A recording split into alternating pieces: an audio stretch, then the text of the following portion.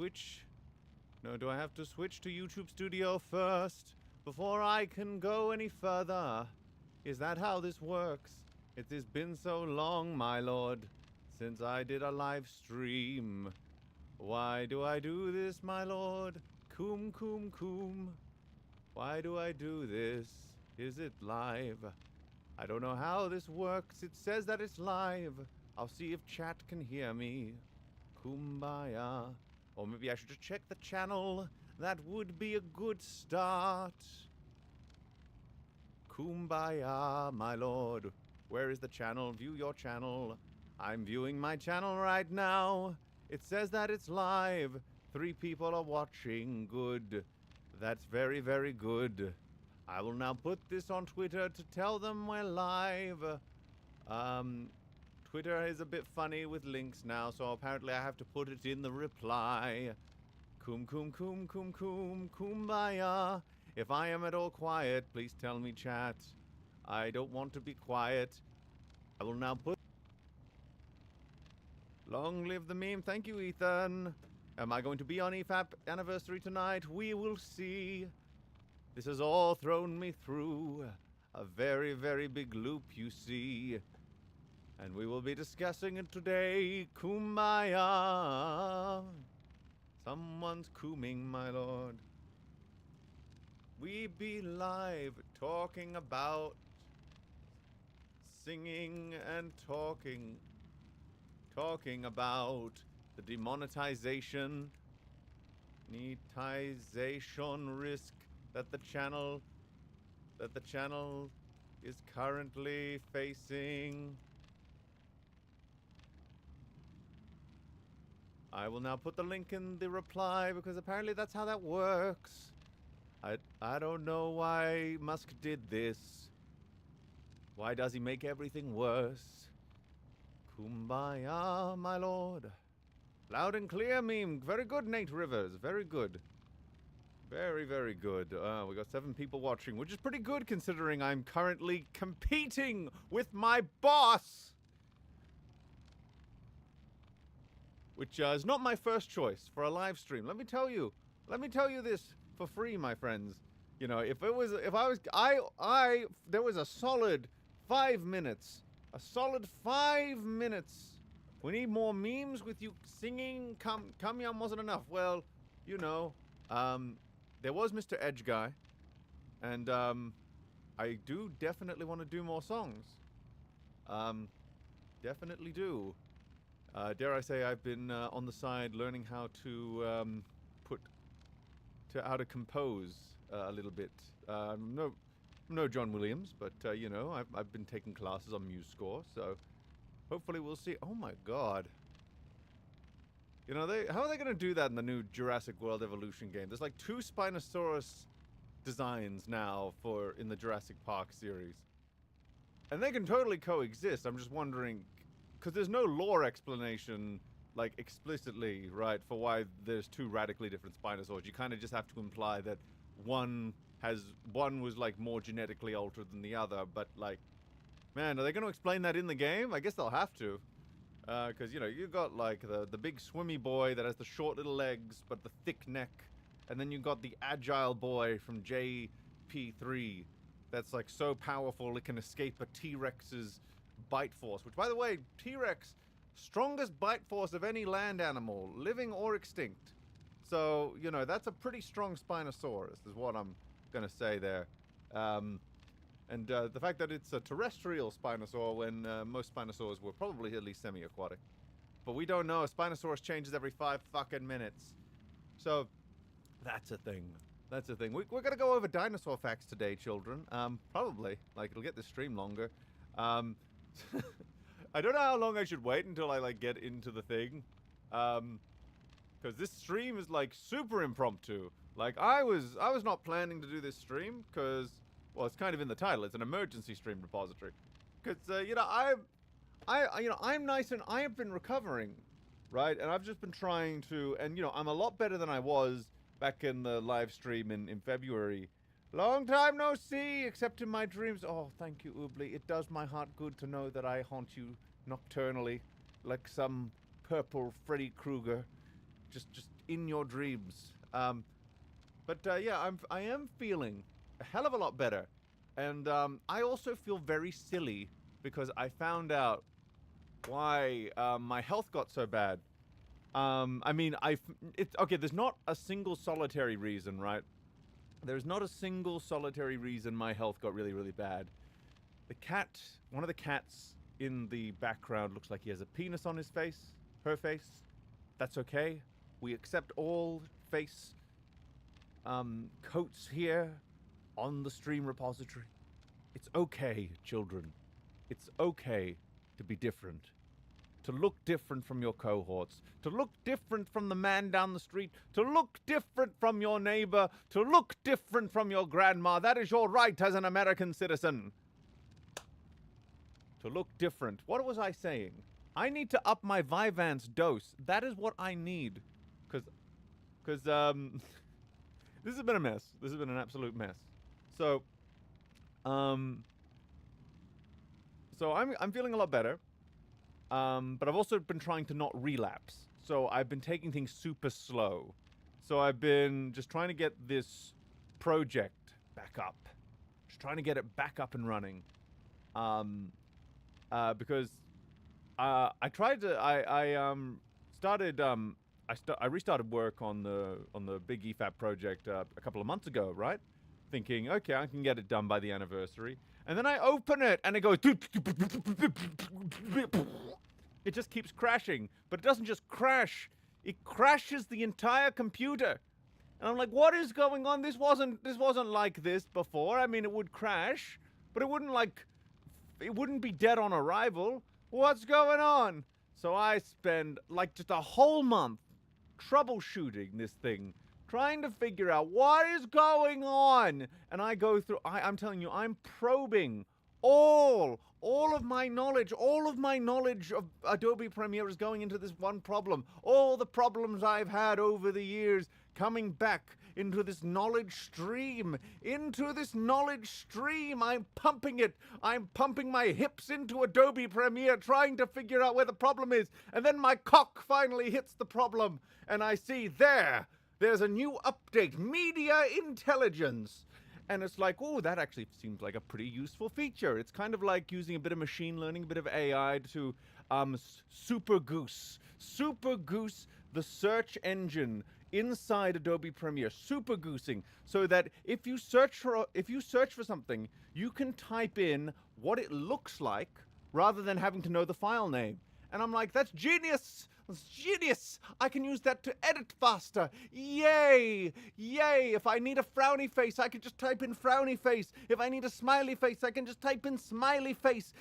Everything is coming up Milhouse, except it is crashing the program and I don't know why. So I keep figuring it out. I try to figure out, and it turns out that because the project files have reached such a place of girthedness, of just sheer thickness, of thickness with two C's. Just so we know, it's two C's that is thick right now. It is very thick. So we have reached the girthedness of two C thicknesses. We have reached it. So there are so many files in Adobe Premiere right now that it tries to just, because it has to scan every file you see to understand what it looks like, and it generates kind of a file that gives it the information so that if I type in frowny face, it will know that I am looking for these files that have frowny faces contained within. However, when you try to do it all at once, it goes apeshit and fucking crashes. So I had to split this file into different project files so I could render all the individual pieces. And I've been getting there, and it's been like a month and a half of work, and then I had to take a break from that because I didn't want to relapse into the migraines, you see. So I had to be very I had to be very, very careful with my health. And then, as I'm very slowly wading through the funk of Adobe Premiere, suddenly, out of nowhere, I get an email saying, "We noticed you haven't been using your YouTube channel in a while, McGinnis. We do not appreciate that bullshit here, my friend. We don't do that here at YouTube Incorporated Industries, Esquire, we require you to use your YouTube channel. Even if you are working on a bigger project, we don't fucking care. We don't care here at YouTube, man.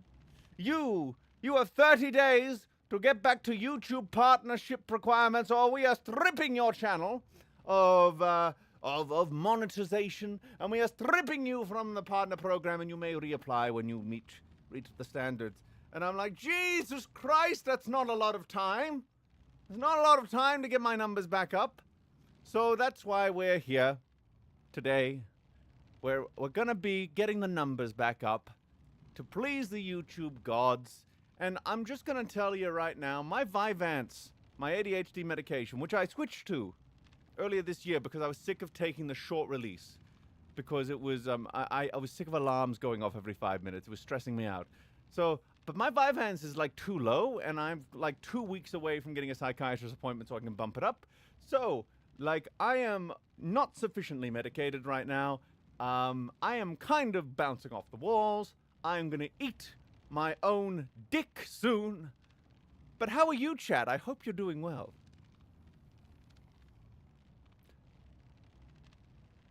Gonna lurk while at work. Thank you, random person who has the clippy things. The clippy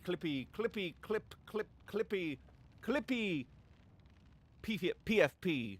That movement. I started watching the video about the clippy thing, and then my meds were too low, and so I stopped watching it because my meds were too low to focus on the video. I had other things, like trying to cure cancer on my mind. Not really. That's just kind of my self-cannibalism is a choice. It is a valid choice as well. I believe we should, as a human species, be allowed to self-cannibalize if we so desire. Do we not value our bodily autonomy? Do we not believe in our right to choose self-cannibalism?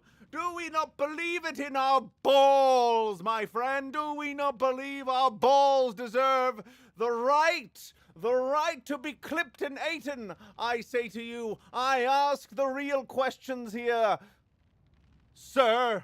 Maybe he's just removing ribs to suck it, not literally eat it. God. True, James. That is a very good possibility. Like, Marilyn Manson was...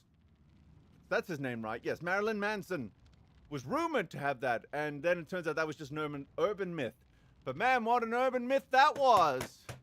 That was such an urban myth, and you could see it too, because that guy was freaky. Seen Marilyn Manson without his makeup? That shit is weird. It's weird, I say. Weird. Weird. This is the start of a villainous origin monologue. Oh, you don't know the half of it, oops. You don't know the half of it. I'm trying to save my channel.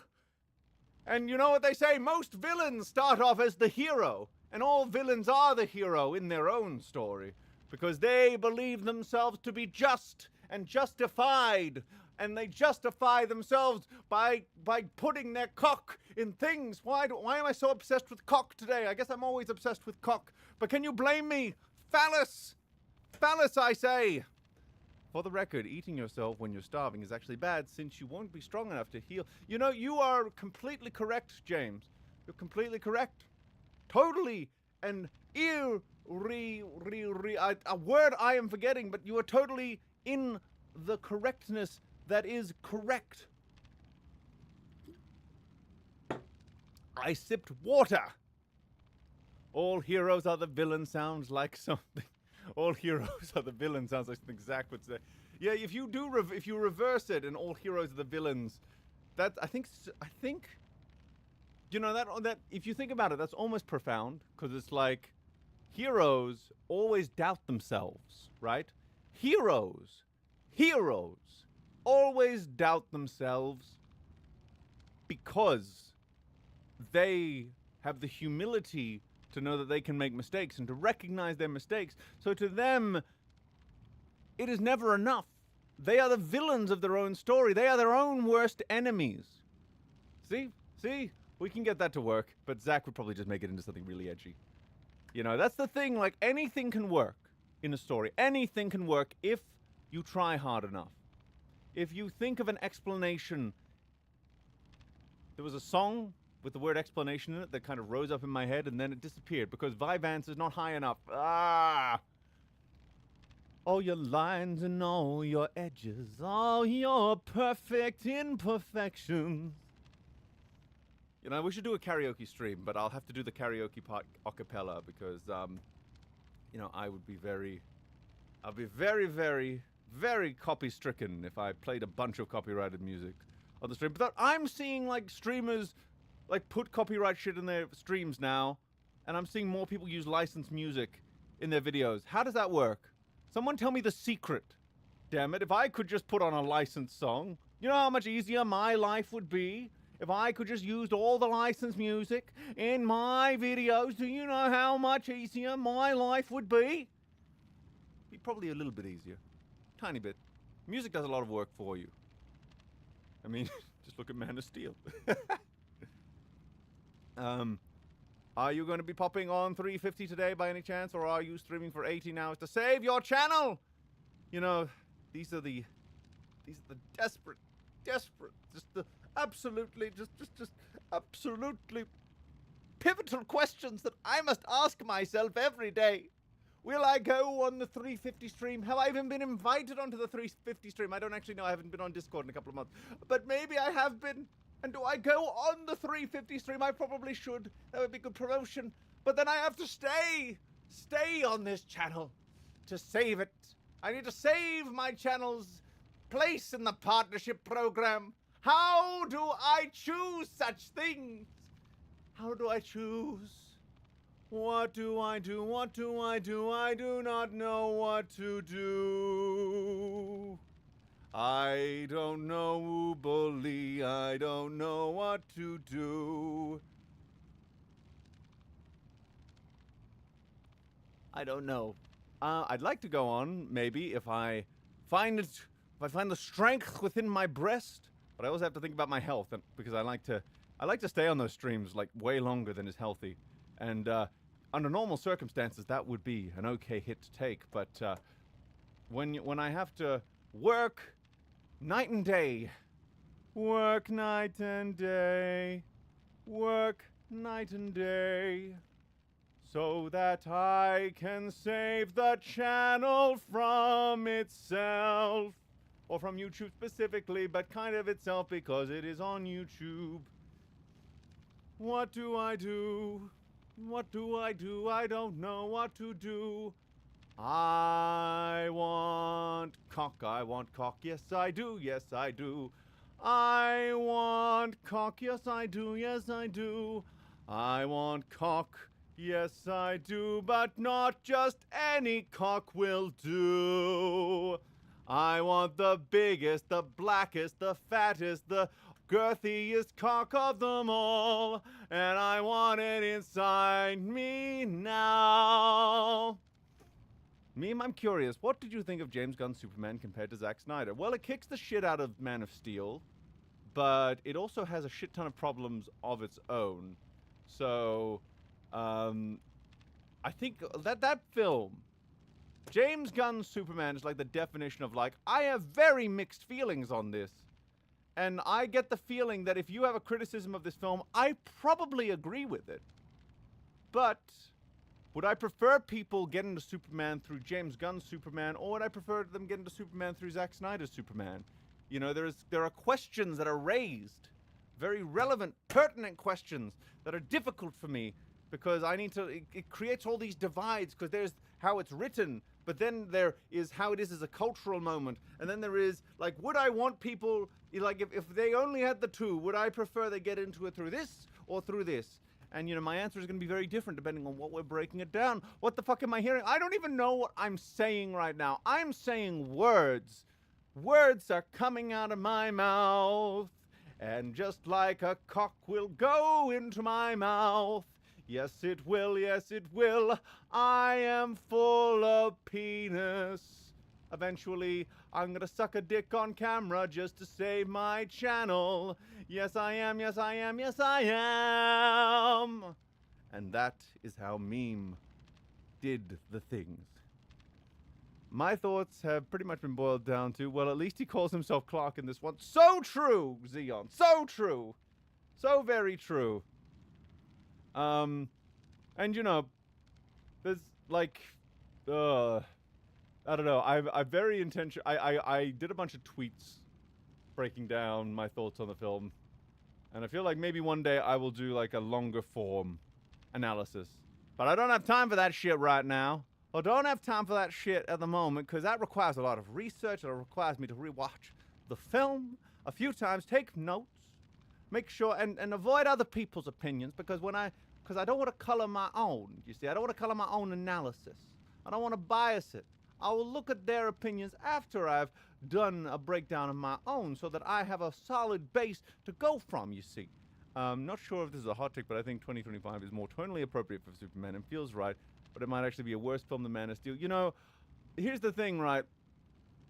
I don't know which one is worse or not because I haven't watched Man of Steel for a very long time now, so it's not as fresh in my brain. Because this is the thing, right? I could say, you know, I don't think I would not feel comfortable saying one is worse written than the other, simply because, right? Just because I think there's like, whenever something new comes out, there's like this recency bias there where like the information from the new film is fresher in my brain, so the flaws of it are way more apparent.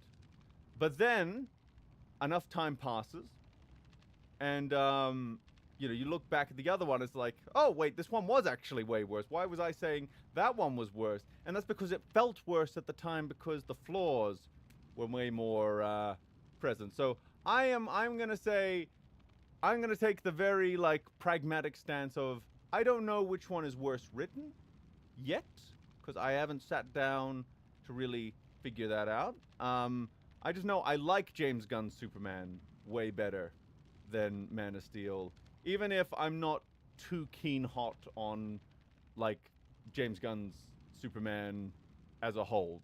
Like it's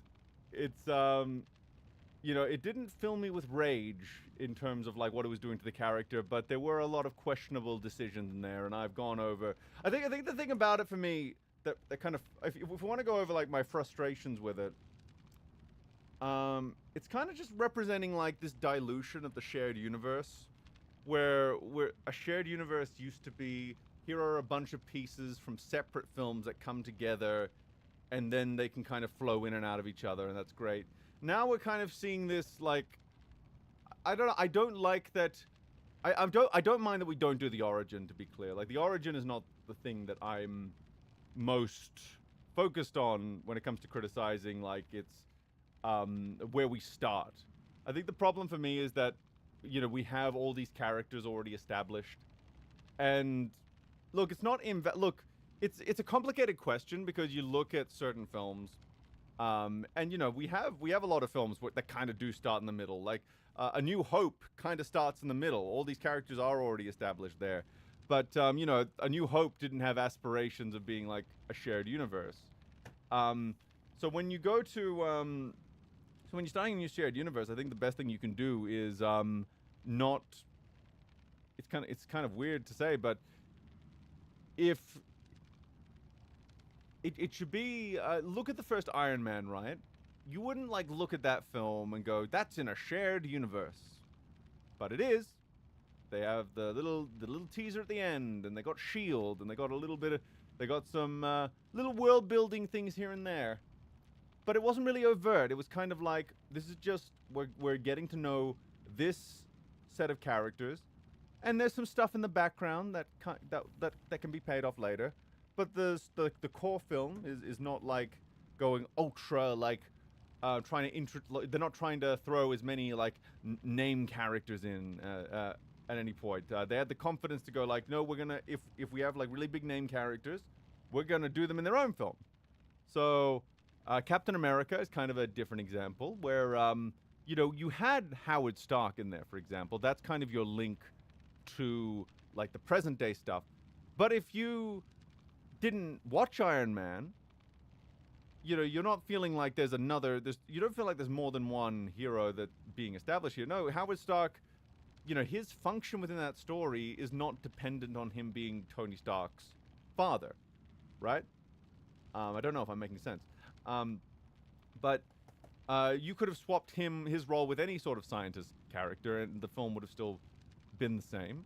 And the connection to Tony Stark is not so overt that it's obnoxious. It's actually in that like that sweet spot of like it's really really cool that there are that there is like this relative of Tony Stark in the past playing like an active functional role, but it's but you know it's not like obnoxious. And Thor is a little bit the same. Thor was just kind of the only things Thor was interested in doing was like having some loose connections through Phil Coulson and kind of setting up Hawkeye, which I think is actually kind of a, you know, in terms of world building, would I have preferred Hawkeye be just a cameo appearance in Thor? Or would I prefer there have been a whole Hawkeye film before Avengers? I think I would have taken the Hawkeye film. Same goes for Black Widow. And this is the thing, and I think maybe this is, maybe I'm kind of figuring this out as I speak. This is kind of just train of thought time. It does feel like a lot of world building isn't modeling itself after like, you know, the solo film enterprise of Phase 1 of the MCU, where you had Iron Man, and you had Thor, and you had Captain America, you had Hulk. And they were all standalone, but they had like little nuggets in there to kind of tie them together. But because the nuggets were contained, they weren't the whole product, they were contained, it actually made this universe feel so much larger because it felt like each part of it, you know, each film could just be its own standalone universe, right? But instead, it's fleshing out a smaller piece of a much larger whole. And the way it did that was, I don't know, the way it did that was just by, you know, not going too overboard. But the flaw of Phase 1, I feel like, is the fact that Black Widow and Hawkeye did not get their own films. You know, they, you know, I'll put it this way, like, I do like those characters in the MCU. Am I as attached to them as, like, Tony or Steve? Not really. And I think a large part of that is just because they felt a little bit stapled on, even though they are really well written within Avengers and other films within the MCU. My attachment to them isn't quite as strong because it didn't feel like, you know, they didn't feel like these really foundational pillars to that experience. They just kind of felt like, well, we also need these two in there. Same sort of flaw actually with Ant-Man to a degree, though I don't know with Ant-Man, I don't know how much of my meta bias is going into that because for me Ant-Man is Hank Pym, or at least, and Scott Lang is always like the successor character, so it's a little bit weird that we're starting off with Hank Pym as an old man. So I don't know how I would judge. I don't know how unbiased that kind of perspective is. Meme, tell us more about your nuggets. Oh, well, let me tell you, I take the whole chicken, and then I take the beak, and then I take the little claws, and then I mash it up into a little pulp, and then I serve it to your children. Those are my nuggets. My first time watching Avengers, I didn't even remember who Hawkeye was, despite watching Thor. Here's the thing, I would not have remembered Hawkeye if someone hadn't pointed it out to me that was Hawkeye. Because I wasn't even that familiar with Hawkeye. I wasn't really familiar with Hawkeye at the time I watched Thor, so he was just kind of a guy with a bow and arrow. And, oh my god, is that like the origin of the meta trap? Where, you know, there's this character in there that, you know, they're putting in there because they want to put it into a future film, but they've done so little to, like, set him up as a standalone player that, you know, a lot of audience members are going to just forget that he was there. And then when he shows up in the new one, it's just like, oh, you're new. Why are you part of the Avengers again? And that's what I say. Hawkeye was, you know, it's not that he was bad in Avengers. It's just that, again, it's just a bit weird that, you know, you look at this enterprise of setting up all these characters, and then you have like the two, you know, these two other characters who didn't get solo films, and they didn't really get a chance to get properly fleshed out ahead of time. So there's more heavy lifting that the crossover has to do. I'm not sure about the origin, but definitely popularized it. Yeah, and that's the thing. And so it does feel like a lot of universe building is kind of just this, fuck you, everything's already established, deal with it. And it's like, look, I'm not saying, again, that's not an invalid way to tell a story. You know, most stories kind of start off in the middle, right? But when you're bothering to build like an entire shared universe, I feel like you do need to have, you don't need to have an origin story, but I do feel like you do need a film that's kind of, because each character is not just like a character in a universe. They are a representative of a side, of an aspect within the larger universe. Thor was the representation of the gods, of like the more mystical side, though they were also aliens, but then they were also magic. Look, it's weird. You know, Tony is kind of like, he's not quite street level, but he's not quite like mystical or like otherworldly. He's kind of like in the grounded science fiction area of the MCU. You know, Cap is in like the historical, like super, you know, the origins of superheroics area where you know, you're kind of going back in time and you're seeing this is where like the superhuman arms race sort of began. This is where people with powers sort of began, and this is kind of a this is an historical and you got this whole like historical side to the universe that you can play around with in the present day eventually. And Hulk is more like the mad science, like he's kind of the other side to Tony's coin, where instead of being like the more like you know, technology based side of things where you're looking at like where the tech is, Hulk is more like where's like the biotech at, and it's a little bit more, and it's more psychological, so you kind of set a precedent that you can tell more psychological, more you know, kind of grittier stories through Hulk. And I feel like if they had done Hawkeye and Black Widow, even if they had done them as like a package deal of like putting them in the same film together, I feel like you could have like explored the spy espionage film. That could have been like your way to flesh out Shield a bit more before going into Avengers. I need to look more into Black Widow and Hawkeye. I'm not overly familiar with them from the comics. I've always been more of a DC person than a Marvel person, but you know, I think there's a lot of potential there. And has Hawkeye been ground level hero as well? Like, I feel like there's room there to play around with that street level side, but I would need to look into like what I need to see if that's appropriate for Hawkeye, though. I know it probably wouldn't be appropriate for Black Widow, but yeah, because we didn't really, because that's the thing, like, a big weakness in Phase 1 is we didn't really have like that Spider-Man equivalent. Like, we didn't need Spider-Man specifically, but we didn't have like that really down at ground level civilian sort of hero in there. We had like a super soldier, a billionaire, a scientist who's kind of bouncing from place to place, and we had a god. So it felt like we were missing that, like, this is just sort of an ordinary dude who got into heroics sort of thing. I'd say it's fairly appropriate for Hawkeye. Okay, cool. Highly recommend Matt. I have some of Matt Fraction's Hawkeye run. I inherited it from my friend who unfortunately passed away. I inherited a whole comic collection. I still need to read it. So I'll get around to that at some point. Oh my god, I'm 33 minutes in. I'm already tired because I haven't streamed in forever. Forever! It's been forever since I've done a stream. It has been since dinosaurs walked the earth since I've done a stream. But we have to endure, my friends. We have to endure for the sake of the channel, for the sake of Latveria. Feels very different from MCU Hawkeye, but definitely carries the everyman persona. Yeah, and that's the thing. I think we needed like that everyman to kind of, I don't know if to tie it together would be the correct term, but it definitely felt like we needed, there was like this ground level, like small scale side that I feel like we needed to set a stronger precedent for earlier on.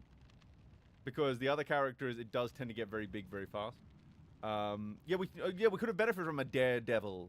Unfortunately, they didn't have the rights to Daredevil at that point. Honestly, that's kind of what was cool about Daredevil, is the fact that, you know, it was set in the MCU, though people debated whether or not it was in the MCU. Even though there were clearly the references there, and they were clearly marketing it around it, but there was a lot of kerfuffling going around with how to integrate the Netflix heroes into the MCU at the time, and so it created this whole debate. But we're not going to talk about that because that's a whole headache I don't want to deal with. But I think they would have benefited from, you know, integrating those Netflix heroes into the in and out of the movies sooner, and because I think what was really cool about Daredevil when I was watching it, it was finally that ground level look at the MCU. It was that sort of grittier, more violent side that you do know it probably exists. That's the great thing about a shared universe, is that you can have like a G-rated show in the same universe as like an R-rated horror, because in real life you have really G-rated adventures in the same universe where, like, you know, people are cutting up bodies and you know, things like that. There's you know, the real world is a very diverse sort of place with many, many stories you can tell within it. And so too should a shared universe. That's why I always balk at the idea that, you know, oh, a shared universe, you know, this universe has to have a certain tone. All the films in this have to be the exact same. They have to be the same rating. They have to have the same tone, just so we can see it as the same universe. And it's just like, the fact that they're different is what makes it interesting as a shared universe. You know? That's why Batman v Superman was such a hot fucking load of garbage, because there was no distinction between, well, there was many reasons that film was a hot, steaming load of garbage right on my chest. But one of the ones that bugged me is that Snyder was homogenizing this universe. Like, there's one, if I were to give anyone a one-word piece of advice for building a shared universe, it's heterogeneity, which means it's the opposite of homogeny. So I'm gonna get the exact definition up. Heterogeneity, the quality and state of being diverse in character and content. So you want a shared universe that can have it's not just about having like different people with different powers. It's about different tones, different ways of telling stories, different genres. I think that's the big thing. You want a shared universe that isn't just one fucking genre. Because why do a fucking shared universe if you're not going to change it up? You know, Breaking Bad actually is the Breaking Bad universe is a pretty good example where, you know, one is like obviously there's a lot of similarity between Breaking Bad and Better Call Saul. But one is like very hyper focused on the drug trade and goes more into like you know, the you know, the crime lord, you know, the crime drama, the gangster sort of area of fiction, and the other one's way more of like a legal sort of show, more of a law thriller. It's a lot, and although there's a lot of, you know, similarity in style, there is, you know, a lot of diversity in the stories being told and the perspectives being shared, and that's really good. Hetero in my meme stream, oh, don't you worry, there's plenty of dick to come. Oh, don't you worry. Meme trying desperately to avoid saying hot steaming load of cum. Oh, don't you know it? Don't you know it, Oobs? Don't you know it? But I couldn't, it was not time. Cum must come when cum comes, you know? And that was a completely grammatically correct sentence. I will hear nothing of the sort about it not being grammatically correct. It's like the buffalo thing.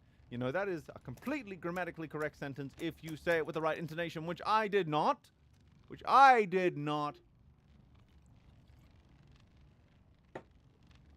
But anyway, how are you guys? Me here on my soapbox,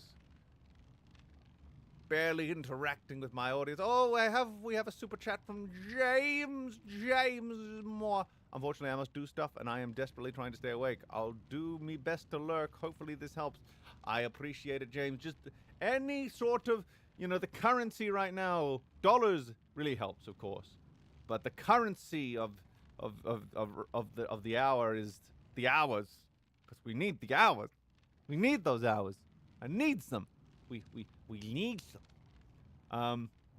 And it occurs to me that I can cut up this stream, probably, and turn it into shorts.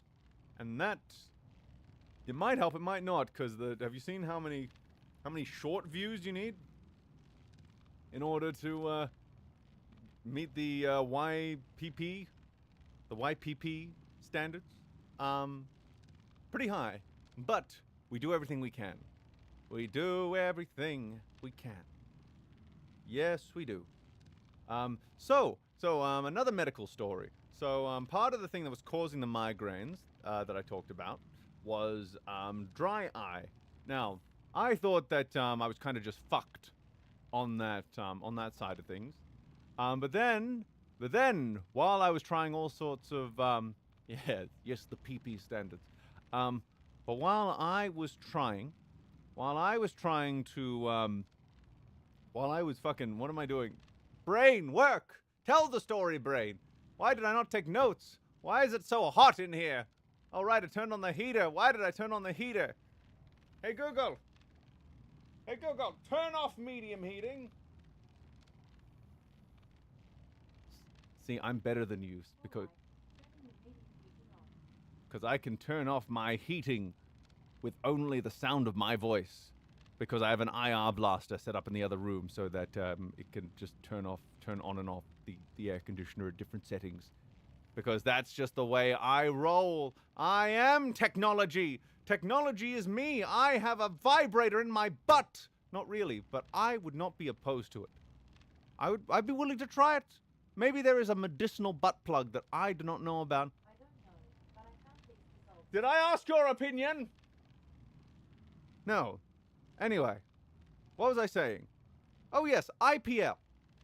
So I had the dry eye thing, right? And I thought I was fucked, so I was just going through all these different dry eye products trying to figure out how can I soothe my poor eyelids. And then I took a very close look in the mirror and I saw there was shedding. There was dandruff around my eyelashes. I didn't know there was I didn't know you could get dandruff of the eyelash, but there it was. Right there in the mirror. So I did some research. And it turns out it was something called blepharitis. And I did a little bit more research, and it turns out it could have been something called Demodex blepharitis, which is like an overgrowth of eyelash mites. And I was like, well, I have suffered from an intense burning sensation of the eyelash since I was very, very young. Maybe that could be what that is. So, what did I end up doing? I went to the optometrist. Yes, I did. I went to the optometrist, and they looked at my eye and said, yeah, that's exactly what it is.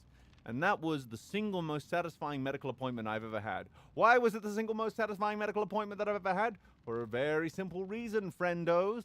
Because, you see, friends, you see, what am I saying? I'm losing my train of thought, and I'm trying not to lose it. Because every time I go to the doctor, I think, doctor, I ask them, doctor, do I have this? And they're like, no. Doctor, do I have this? No. Doctor, do I have this? And the answer is always no. It's always no. It's always no. A boo-hoo, boo-hoo, boo-hoo, sadness. Tears go down my face. A boo-hoo, boo-hoo. And I feel medically gaslit. But then, of course, I go to the optometrist, and they say, yes, meme. That is exactly what you have. You have the exact thing that you thought you had, and you are going to receive the exact treatment that you wanted. And I was like, thank you. Thank you. All my life I have wanted this moment of going into a medical establishment with the self-diagnosis and actually having the thing I self-diagnosed with actually be the thing that was wrong. Thank you. Thank you, madam. You have saved my life because I was so depressed from being so wrong so many times all those years. Thank you. So, Meme, if we collectively super chatted, oh my god, that is a lot of money. Even the concept of that money makes me pause for thought. I think that's either 1 million or 100,000. I would need to count the zeros. I think it's 100,000. Would you dye your skin purple for us? Baby girl, I'd do so much for you for $100,000. I would tattoo my butthole pink for $100,000. That is what I would do. That's what I would do. I would tattoo my butthole pink. Yes, I would. I would give you my foreskin for a dime. So I've ended up. So Wednesday, I started what's called IPL, Intensive Pulse Light Therapy, where essentially they use this device that does intensive pulse light magic, I assume, And it kind of just biomodulates your things to do the thing, and it makes the dry eye better. I don't know the exact science behind it. I am no ophthalmologist, nor am I a dermatologist, but it does seem that something occurs and it makes it better. So, how was Fantastic Foreskins, eh?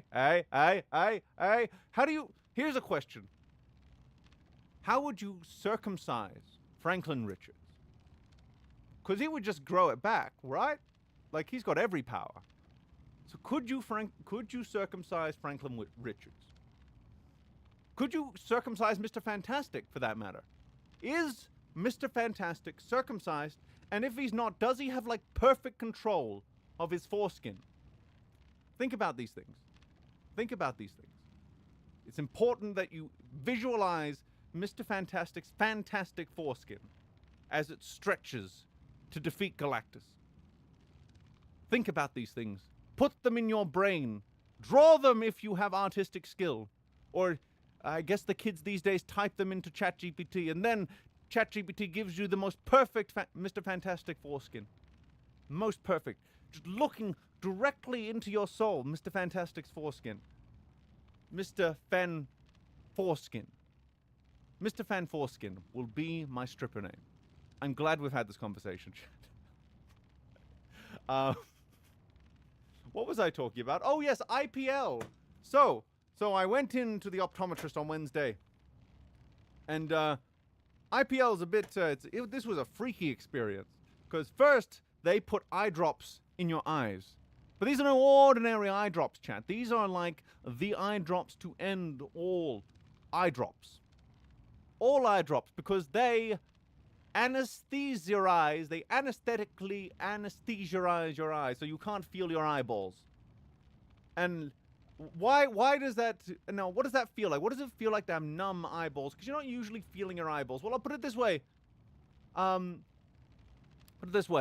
reason they put these... First thing I hear is, Mr. Fantastic Foreskin, don't stop me. We need to keep at it. Damn straight, my friend. Damn straight. Damn gay. Damn bi. Damn pan. We appeal to all here. Damn demi. Damn a. Get me a list of sexualities. I need to go through them one by one. I need to make sure that I am reaching all of them. If Mr. Fantastic was a woman, could she, so this would be Miss Fantastic for starters, or Mrs. Fantastic, would she be able to stretch her own clitoris to become a penis? And would that make her the most powerful superhero of, I was going to say the Marvel Universe, but no, all time. All time, the super clitoral woman. Think about that, chat. Think about that. Put that in your brain right now. Draw it if you can. Purple sexual. Excellent. We're getting there. The most fun I've had in a year is these annual streams. You know, I aim to please, my friend. I aim to please. I'm competing with giants right now, but I aim to please. God, if I do show up on that stream and the chat just starts spamming Mr. Fan Foreskin, that would be a good time. But anyway, back to IPL. So they numb my eyeballs, and then they put these silver contact lenses in so that I'm blind. Because you see, they're trying to blind me so I don't go blind when they do the IPL. This is very important. This is very, very important for you to remember, chat. So important that you remember this, that I had contact lenses to make me blind so I would not go blind when I would receive the IPL. Mrs. Fan Foreskin. Good. So wouldn't she be Mr. Fan Foreskin? Could... Now, this is where we reach a philosophical sort of question, where, like, if we have Mrs. Fan Foreskin, but she doesn't have a foreskin, can she produce a foreskin using loose skin from the surrounding area to create a foreskin around her clitoris that is now a penis? Mr. Meme, why are we so cursed with knowledge? I don't know, friends. I just think about these things. But think about it, the vaginal flap. She would be able to stretch her vaginal flaps. So would you be able to stretch her vaginal flaps up her extended clitoris and turn it into a foreskin, making her Mrs. Fan Foreskin.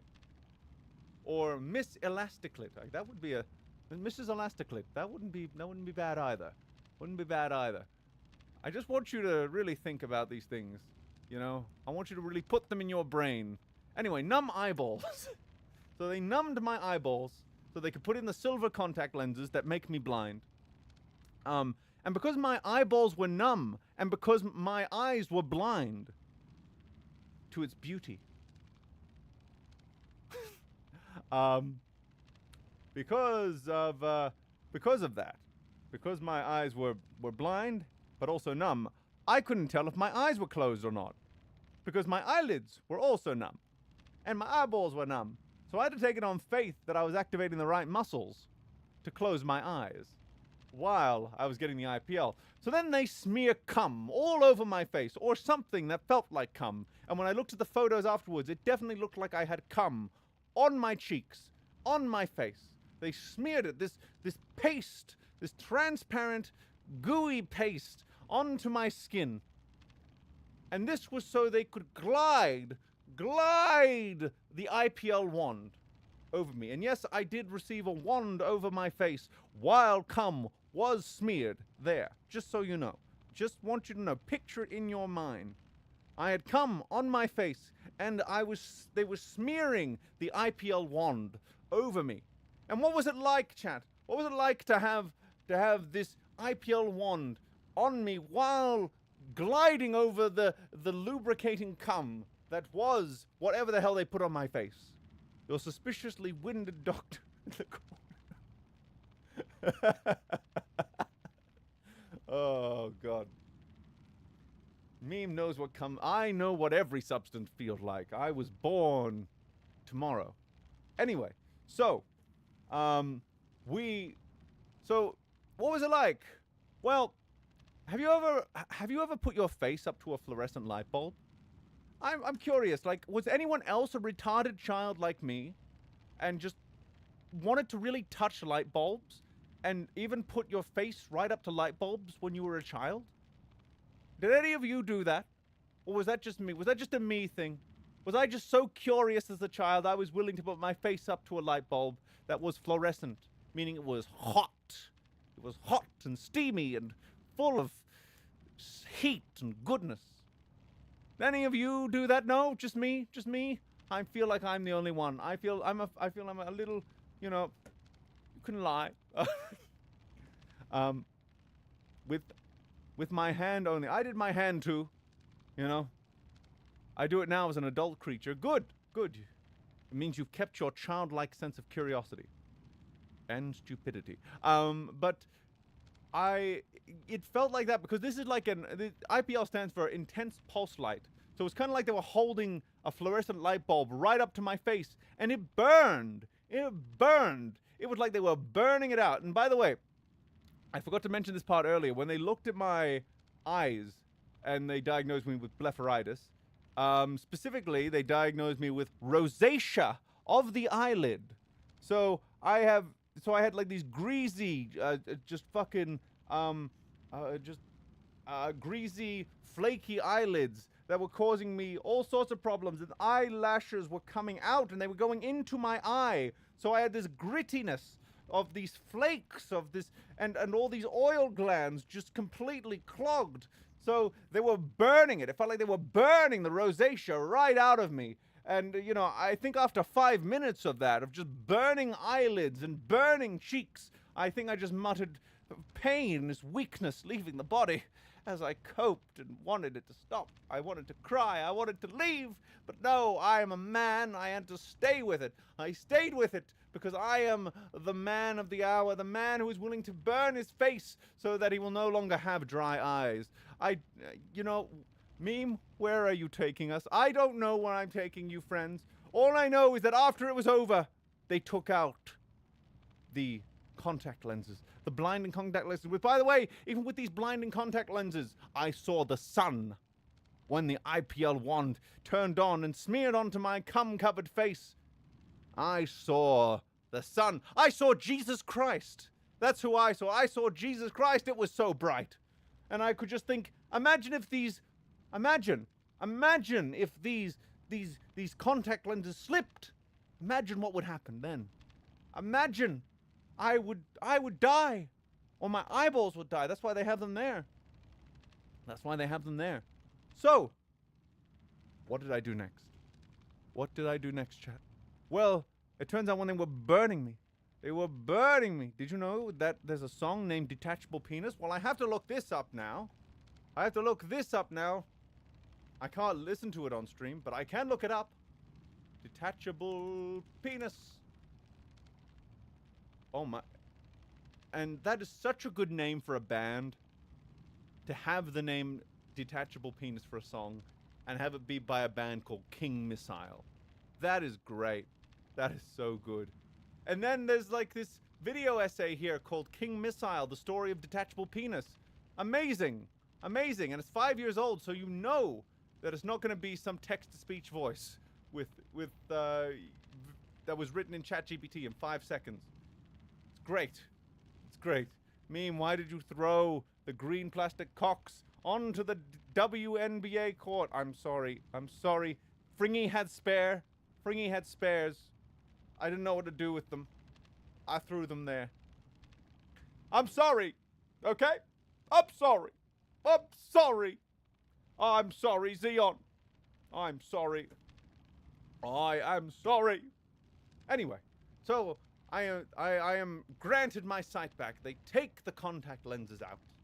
They take them, remove them from their prison, from the eyeball prison. And by the way, these things kept slipping when she tried to put them in because, quote unquote, my eyeballs are so big that they just kept slipping around. They couldn't get a firm grip on my eyeballs. My eyeballs were so big. So that was the day I found out I have big eyeballs. Because you don't really have a scale for eyeballs, right? No one really knows if they have big eyeballs until an optometrist says, your eyeballs are so fucking big, I can't put these fucking contact lenses in. Fuck. So.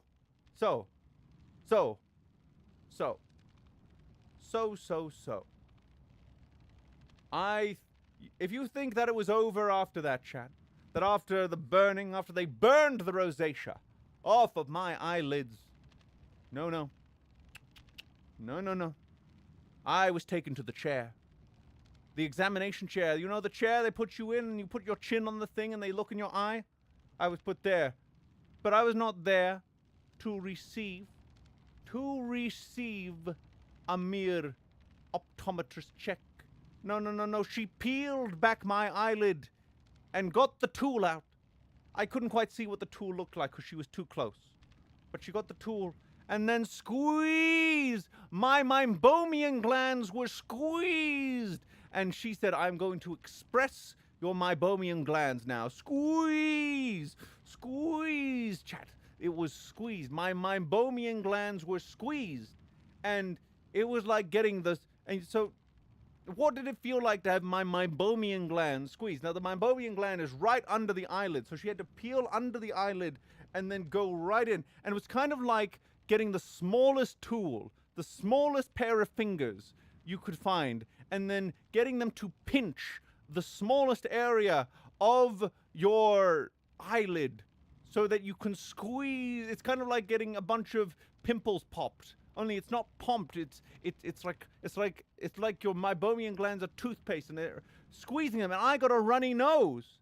From having my meibomian glands squeezed. Because you see, the nasal, the sinuses and the tear ducts and the eyes, they're all connected. So as my oil glands from the meibomian glands were being squeezed and expressed, I was having all of this stuff run out my nose, and I felt a little bit better actually afterwards. But it was pain while it was happening. It was excruciating torture, but it was kind of nice after it finished. And afterwards, about a day later, I was like, ooh, my eyes are a little less dry now. Anyway, I have to do that 3 to 4 more times, or 2 to 3 more times, but they spaced them 4 weeks apart. And I didn't understand, like, why do these IPL sessions need to be, like, so far apart? Why can't they be done all at once? I didn't ask that question, because I trusted the doctor's judgment. But the thing is, right, I knew that I didn't know why it needed to be done that way. And then when I went through it, the burning and the squeezing and the expression of my mind blowly, I forgot how to pronounce it, the meibomian glands. After all of that expression of oils and burning of eyelids and rosacea, I realized, oh, that's why it's 3 to 4 weeks apart. Oh, fuck. Oh, no way I'm doing that 2 days in a row, let alone 2 minutes in a row. Oh my god. Oh my god. His power and his ADHD has tripled since he last appeared. That's because I am not on a sufficient dose of amphetamines. This is what happens. When normal people are on amphetamines, they act like this. When ADHD people are not on amphetamines, this is how they act. And I'm technically on amphetamines, but not enough. Not enough. Damn it. Meme never recovered from editing the Snyder Cut of Revap. You might have a point. You might have a point. You might have a point. Sir. Or madam. Your forgiveness I implore. You see, I'm gonna read the entirety of The Raven by Edgar Allan Poe. That's what I'm gonna do. No, not the Revan! That's a very different thing. That's a very different thing, KOTOR fans. Of which I am a proud one. Meme never recovered. Alright, back to Superman discussion. Who wins the nerd battle, Henry Cavill or David Corenswet? Well, considering Henry Cavill's Superman was, like, super broken, I presume that he wins, right? Because the only thing that could stop him was, other Kryptonians and things made on Krypton. And things made out of Krypton. Other than that, he was indestructible. There was nothing that hurt him. Even a nuke was just like, I walked it off. I'm playing KOTOR 1 right now. Nice! Nice! This man is objectively correct. Before mighty Darkseid came to the throne, he searched the universe for the ultimate weapon. The key to controlling all life and all will throughout the multiverse. I think he said the anti-life equation, but you know, we don't care. We don't care. I meant the actors, not the characters. Oh, I see. I like Henry Cavill better, but I think David Corenswet got more material. That is my opinion. But also I think David Corenswet, I feel like they needed to give him better material as well, but I feel like he still got more than Henry Cavill did. Henry Cavill just kind of got nothing. Like, he got a whole lot of... That's what Henry Cavill got. David Corenswet, he at least got to be, like, a relatively intact representation of Superman. That got dialogue and character development and, actual, like... Because Henry Cavill's Superman, I think about how little I know about him, how poorly realized he is, and how, like, if I didn't know anything about Superman, I would think I know fuck all about this guy. And here's the thing, you want to know something? Like, you know, I think, what makes Superman, like, holistically, like, James Gunn's Superman what makes the conversation around that, like, a bit of a minefield is, you know, I've seen a lot of people, like, see that film, see, like, James Gunn's Superman, and was like, oh, I didn't expect that. I thought Superman was supposed to be, like, really dark and violent, and, like, there's so many people who only know Superman from Man of Steel, and it's like, you know what? You know what? Regardless of which film is actually better written, in terms of, like, a better representation, you know, I would rather people get into it through the James Gunn one if, you know, they end up liking it. Because that's the thing, like, there's that other question of, like, if people, you know, are getting into Superman for the first time and they really, really, really, really value, like, the quality of the writing, which I would hope most people would, but most people don't tend to. Here's the problem, most people don't have, like, a really well thought out... here's the thing, this is an interesting thought, actually. How people judge films and media and the writing of media it's kind of a bit of a microcosm of like how a lot of people think, where like a lot of people don't really have not really super introspected, and they haven't really come up with like an internally consistent philosophy for their own life and for their own existence, and how they like to judge things.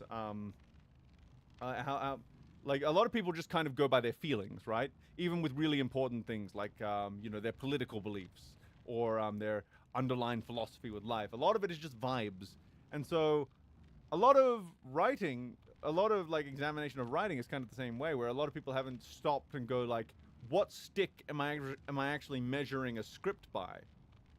Here, when I'm talking about the writing itself, rather than just my feelings. People just kind of go, well, I enjoyed it, therefore it's well written, or I didn't enjoy it, therefore it's poorly written, and they'll kind of just backwards rationalize why that might be. And I understand why people do that, because they're not really. Here's the thing: people aren't really incentivized to develop these internally consistent systems within themselves. It's just, unfortunately, not something we've incentivized quite at this point in civilization. So the frustrations we have with people, being inconsistent with their film takes, or having like film takes that really don't really hold up to any sort of scrutiny. It's kind of the same frustrations we have with just everyday life issues, where people will say one thing one day and then another thing another day, and if you ask where's the transition point between these two things, it's kind of like, well, I felt this day and I felt that the other day, and that's kind of as deep as they go. I will admit to liking Gunn Superman a lot, because at times it feels look, and here's the thing, I actually don't dislike James Gunn's Superman in the sense that when I finished watching the film, I felt like, well, that had a lot of Superman stuff in it. I didn't think the style was too bad. I liked how comic booky it was, but I was also just kind of like, I was not really in like a critical examination mindset, but I was just kind of like, yep, let's just see what you've got. But I think I knew when the film finished that it was like, if I apply any thought to this, it's probably going to fall to pieces, isn't it? Also, there's some other things that bug me, like I'm trying to decide with Nicholas Holt's Lex Luthor. I think he could have been a really good Lex Luthor if they gave him a better script to work with. Here's the thing, the dialogue is really what, when I was just watching it in the cinema, the thing that really stood out to me is like, oh, what are we doing? It was just the dialogue, where like a lot of it was just like Lex Luthor is not meant to have like such a high level of self-awareness that he could say like, oh, look at how, don't you think that I know, da, da, da, da, da, da, da, and he just kind of expounds his entire inner state. And look, maybe you could write like a more self-aware Lex Luthor. That's not an invalid choice as far as a storytelling decision to goes, but I didn't feel like this Lex Luthor was at that level of self-awareness where we would get the monologues that we got there. And I felt like we got the same, and I felt like that speech at the end with Superman going, this is where everyone gets wrong about me, da, da, da, da, da, da. I felt like that was a conversation a Superman fan would have with a Superman critic, and not a conversation Superman would have with Lex Luthor. Now, of course, let's not be reductive. You can write dialogue that would fit either category, where like it would fit, where like you can write dialogue that fits Superman and would also fit a Superman fan talking about Superman. But there's like, if the Venn diagram between the two things would be quite small. So you don't just want to think that these two things are interchangeable, because they're not. They're really not. Like how Superman sees himself and thinks about himself is going to be very different than how a Superman fan looks at Superman and how they would talk about it. I liked how much of a hater Lex was, though. It was fun. Yeah, there was definitely moments that I thought were fun with him. I liked the moment where he I did like the moment where where he's doing the Russian roulette thing, and then the gun goes off really soon, and it was like, I thought that would last longer. It was like, there was that one gave me a little chuckle. I go back and forth on the on the monkeys thing because I feel like I don't like it as a writing decision, but it's also just that is such a good meme. That's such a good meme. It's like I guess it's like I gotta divide it. I gotta divide my thoughts into like memes versus writing quality versus enjoy. Like there's so many ways to like talk about a film, and I feel like the writing is the most important, but all the other stuff is not unimportant as well. And I think the other stuff is kind of like talking about what resonate. Like it's kind of more of a personal introspection where we're just looking at like what personally resonated with me, and then there's like the what is the film divorced from my personal lenses sort of deal. Yeah, not really related, but Holt is one of those rare guys that straight up looks better bald. You know, I so agree. I so agree. You know, blessed are the cue balls, I say. I will reiterate, I think it would have been fascinating for a minute to see Cavill cast as Lex. Oh, that is a fascinating choice. Yeah, that wouldn't be the worst choice in the world. My ideal casting for Lex Luthor it's a bit out of left field, but someone like years ago pointed this out as like as like their fan casting, and I actually really agreed with it, and that was Michael C. Hall, because and that's one of those ones where when I heard it at first, I was like, wait, what? Michael C. Hall, Dexter?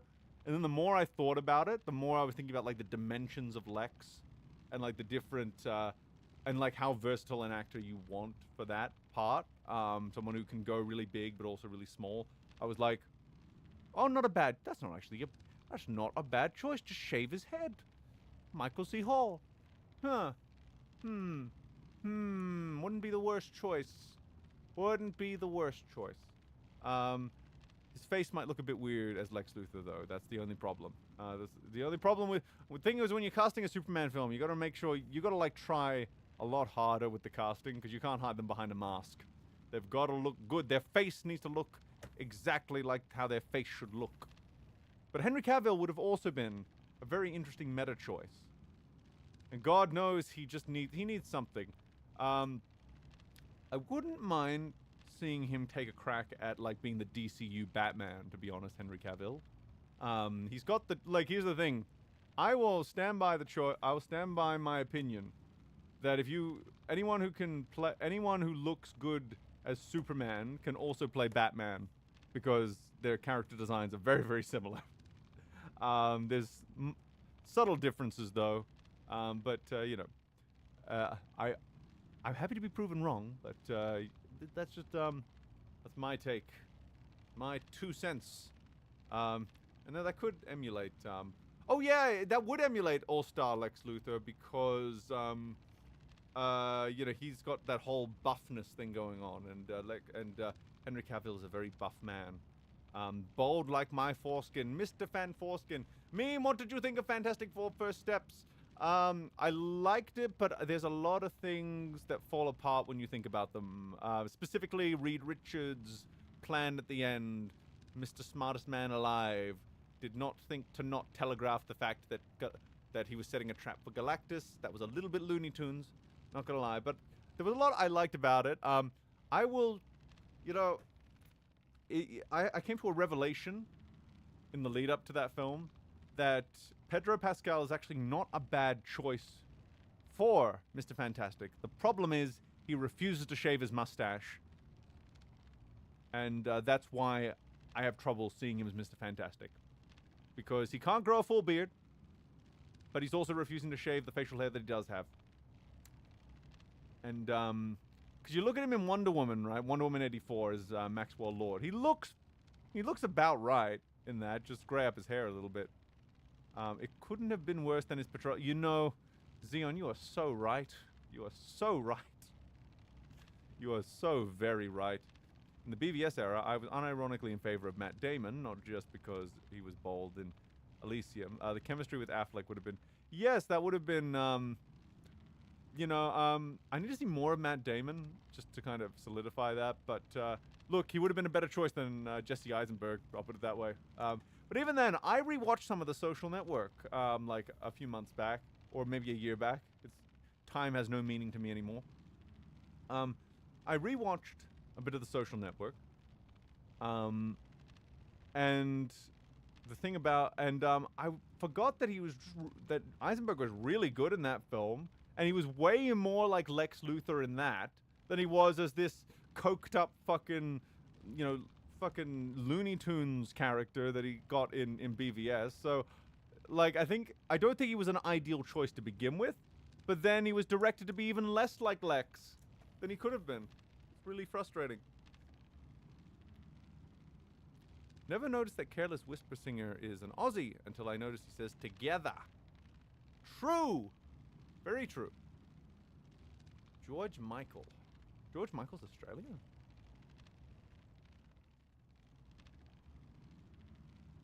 Let's see. George Michael was an English singer-songwriter. Oh. How do you say... What was the Assassin's Creed 2 thing? The rest in peace thing, but in Italian. That for George Michael. They should have just used the DCAU as a blueprint. I think they should have used, they should have at least used parts of it, like improve upon that. Like there's a lot you can do. There's a lot of really solid grounding for that. I really don't agree with the fact that they're picking and choosing what from the old universe still counts. Like, I think the Peacemaker thing really just confuses things in a way that it really shouldn't. Of course, I don't know what the clear-cut line is on that, because I don't mind them reusing, fucking what's his name? Who played J. Jonah Jameson? Whiplash. Give me names, chat, before I look them up myself.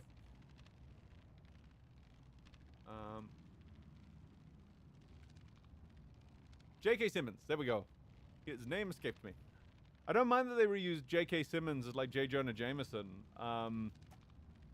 in the MCU. That's fine. So I'm not against like casting the same actor. It's just that's a whole I feel like that's a whole like conversation about when that works and when that doesn't, and I feel like a lot of it is just down to there's a lot of things that go. I think it's easier to do. I think it's easier to do that with like a supporting character than it is to do it with like a main character. So like rebooting Superman. My bum was getting sore, so I'm standing up. So I'm having to raise the desk up now. But like, with Super, Simmons is just JJ in every universe, or he should be. Though I will say that the 90s Spider-Man, I feel like, what's his name who played it in that, who's also a really great actor, Edward Asner, Ed Asner. He who played him in Spider. I feel like that was like almost the prototype for what J.K. Simmons's J. Jonah Jameson would eventually perfect. Does Meme still do stuff with EFAP? The reason I haven't been making videos is because I've been working on an EFAP project that keeps fucking... So I have to retell this story because there are more viewers here. So I re-began work on the big EFAP project back in June. And I thought I was going to be able to jump straight back into it. As it turns out, it was not that simple. Because I opened the project and it goes... It just explodes. And then the computer explodes. And then I died. And then I came back. And then the computer came back. And it was really great. But, it was not booting up. I thought it was just a fluke. I thought I'd just have to wait a little bit for it to do the thing, but no, it just kept crashing and crashing the graphics card, and I didn't know what was going on. I had to go through all of my knowledge of Adobe Premiere. Yes, the girth. So I had to go through all my knowledge of Adobe Premiere to try and figure this out, and I transfer all my files. I buy a new SSD. I put all the files on the SSD, and it starts working a little bit better enough that I can click on the rendering window, which for some reason was clearly rendering something. So I thought, oh, is it just like rendering a bunch of like transcripts or something? Then it turns out media intelligence. Media intelligence. There was a new update that injects Adobe Premiere with something called Magic, where you can type in a description of a clip, and it will pick up the clip. You no longer need the file name. It's really something that would be quite useful. Speed up the process. But it turns out when you have so many files, because this is like a 13-episode season. I was going to say mini-series, but really it was an ongoing series that was cancelled for being very bad.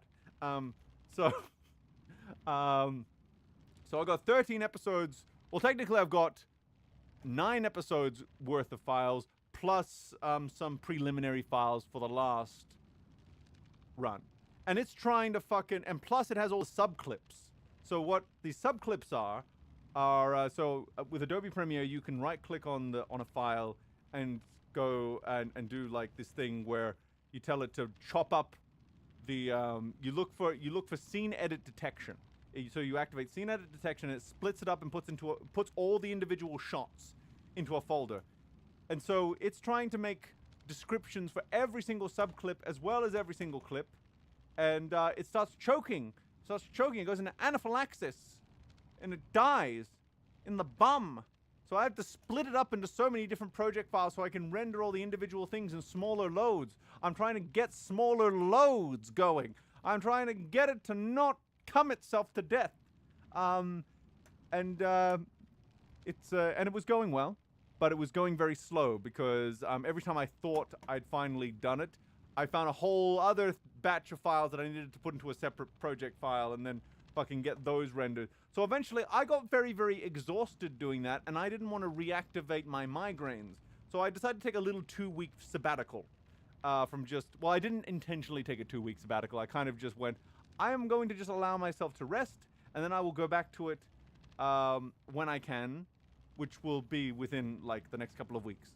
It wasn't really an intentional choice. It was more just me listening to my body and my body saying, you need to stop, or you're going to go back, you're going to relapse. And we don't want you to relapse right now. So I listened to my body. My body was very wise. Everyone say, thank you, body. Thank you, body. Okay, there we go. And I ended up, just take a little breather. But it turns out while I was being sick and while I was fiddle fucking around, it turns out YouTube was keeping an eye. They were keeping an eye, and they were going, they went all like, they sent me an email saying you need to fucking get up to YPP standards within the next 30 days, or we're going to demonetize your channel and kick you out of the partner program, and then you can reapply to the partner program when you're back up. And I was just like, oh, this is catastrophic. I'm being punished for being ill. Thank you, YouTube. So now I'm here trying to make up time. Trying to make up time. Oh,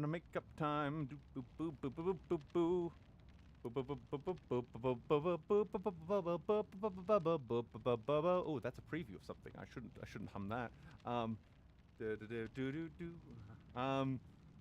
Let's see. So, wait, shows can get cancelled for being bad? Does Disney know? Well, to be fair, how many Marvel shows actually got a season 2? Like Disney Plus Marvel shows. How many of those got a season 2? That's what I thought. They just don't announce the cancellation. They just kill them under the table with a shotgun. Boom. And they make new shit. That's also bad.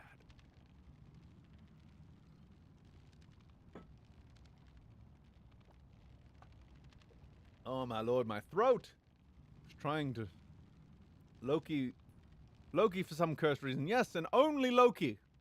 WandaVision, 1 season. Hawkeye, Limbo, Moon Knight, who fucking knows? How many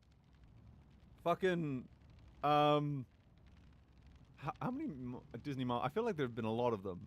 Oh yeah, the Secret Invasion. Nuh-uh.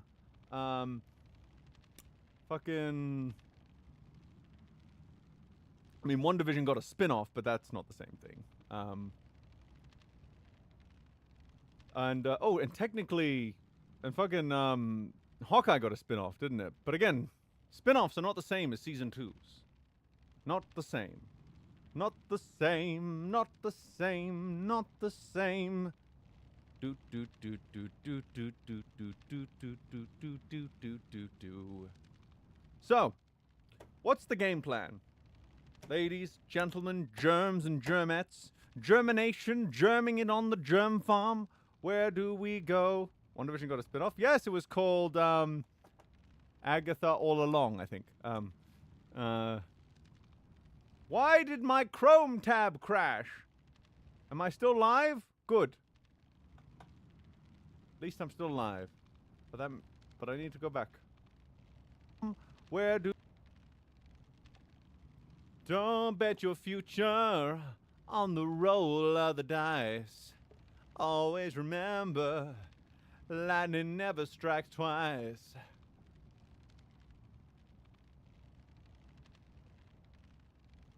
I don't want to be late again, so take me away. I don't mind. You better promise me I'll be back in time. Dun dun dun dun dun dun dun dun. Gonna get back in time.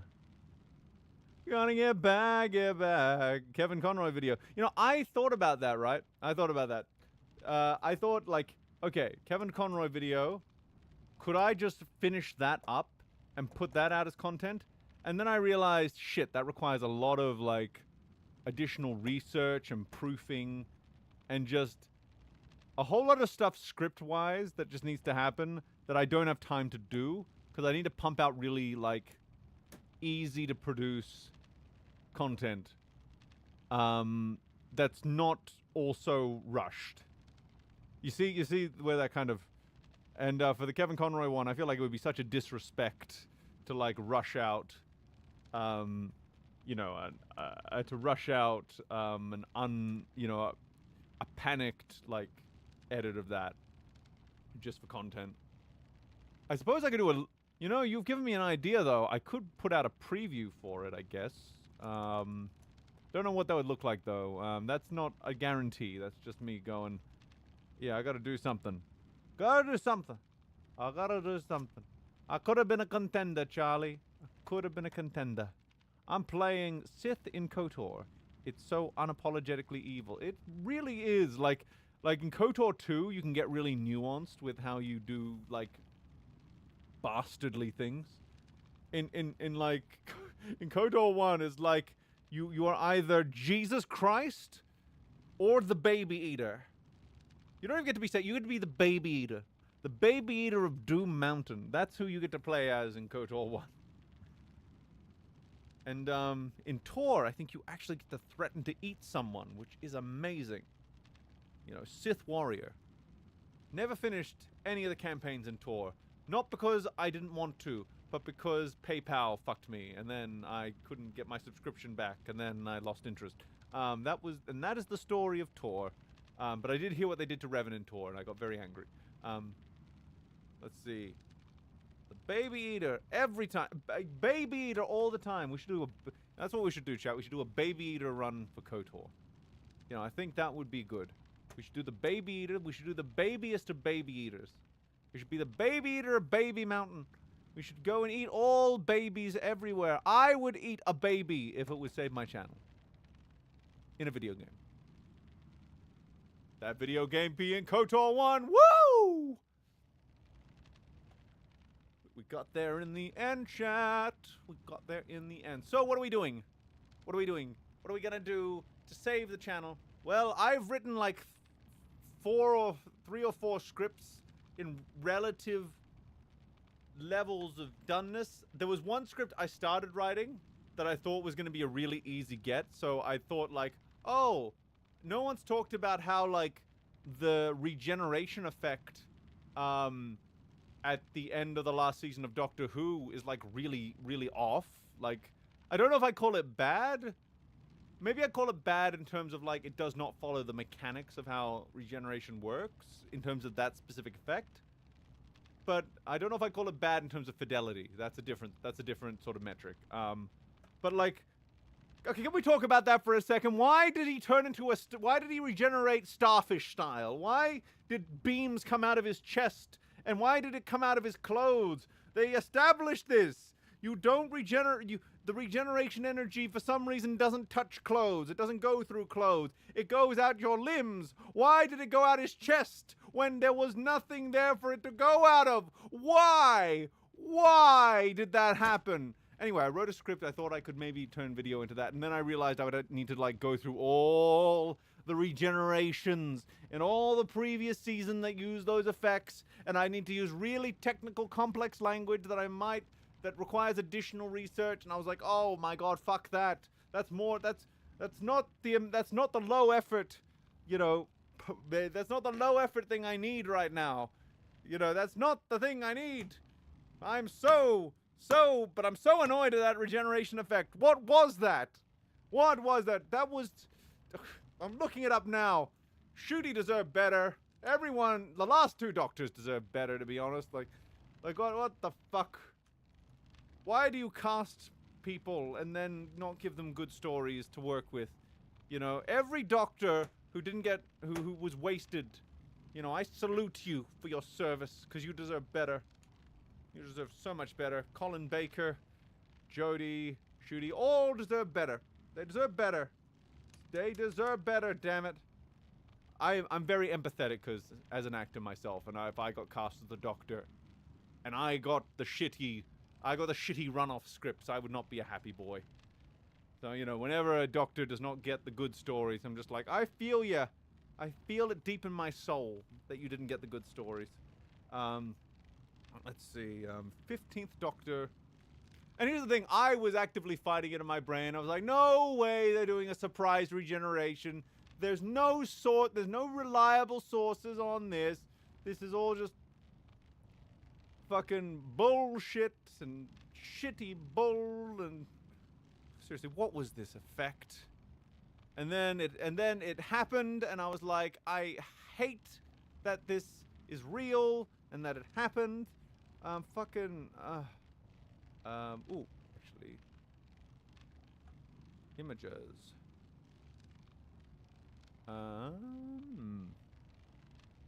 See, I haven't looked at the images tab in my scenes for a while, and I don't think it would show anything embarrassing.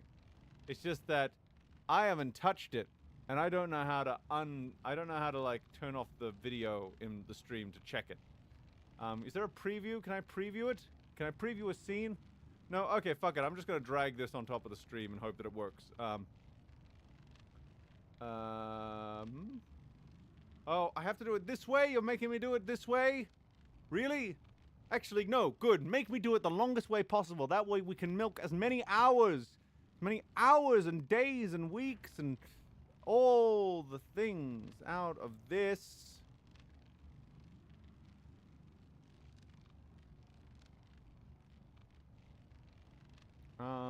Downloads. Here it is. What is this?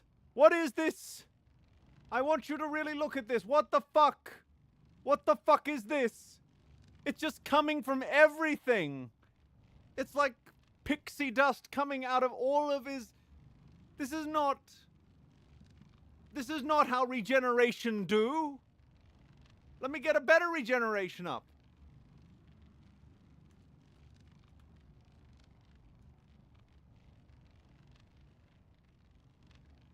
Let me get a much better regeneration up.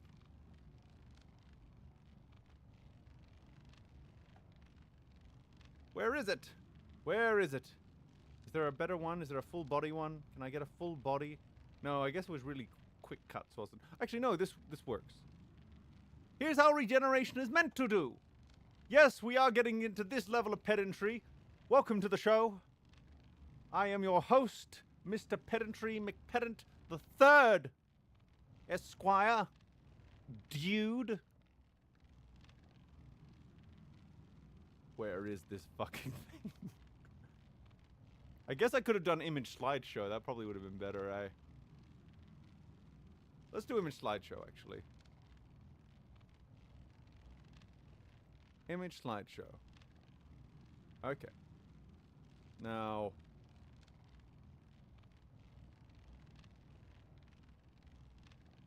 Add files. Okay, so here's the first one. And here's the second one. Or it will be the second one. So, and, oh, is there a third one I can add? Why can I not add the third one? Damn it. Okay, we'll find the third one. But we'll loop these ones for now. You will notice, chat, that, there are some differences. Namely, that one is being blocked by the clothes, the other one is not. And it's much cooler when it is being blocked by the clothes. Much, much cooler. So much cooler. I am buying time right now. Patient, full body, please. No. I guess there's no reason that should work. But at the same time, I wish it did. I did want to show what it looks like. I didn't think I'd be talking about Doctor Who today. I'm sorry. I'm sorry, Charlie. I'm sorry. I'm sorry. I'm sorry. Oh, this works, maybe. Please work. Okay, I think a WebP file should work. I think the WebP will work. Let us add file. WebP does work. Yay! So, we're just gonna go through all of these. Okay, you might notice, yeah, that where'd it go? I didn't mean to press stop. I just wanted to pause. Replay. Oh, here's the pause button.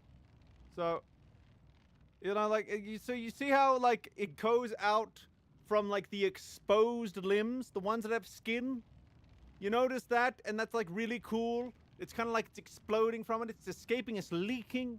And there's, like, some mechanical sense to it where, like, it's not so destructive when it's close to him and regenerating. But as soon as it bursts out, it starts to become, like, this destructive sort of energy. And then, all of a sudden, we throw that out and he's just fucking, it just comes out of him like goo. It's turned into a goo regeneration, a goo generation, if you will. It's a fairy dust regeneration is what it is. It is an abomination. Why does it come out his clothes? Why did they do it this way? And that is the biggest nitpick I've ever had for anything ever. Thank you for my thank you for coming to my TED Talk. Regeneration effects just keep getting worse, and I don't know why. Respect the mechanics of your effect. Thank you. Thank you. You know, they could have done something really interesting in the meta sense with David as 14 in the anniversary. Yeah, that's what I thought too. There could have been something, they could have done something interesting, but no. But no. But no. But no. Is eating a baby low effort? You know, I think the act of eating a baby, that is an interesting question, because you would think eating a baby would be low effort content, right? You would think that it's low effort. You would think that, sir. But is it really low effort?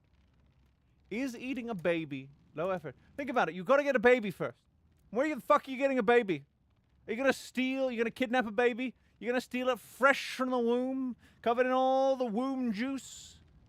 That seems like a whole lot of effort, don't you think? No matter what way you try. Even robbing an orphanage is pretty fucking, like, high effort. And then, when it comes to the act itself, I mean, if you're a sociopath, psychopath who gets off on that sort of thing, maybe eating a baby would be easy.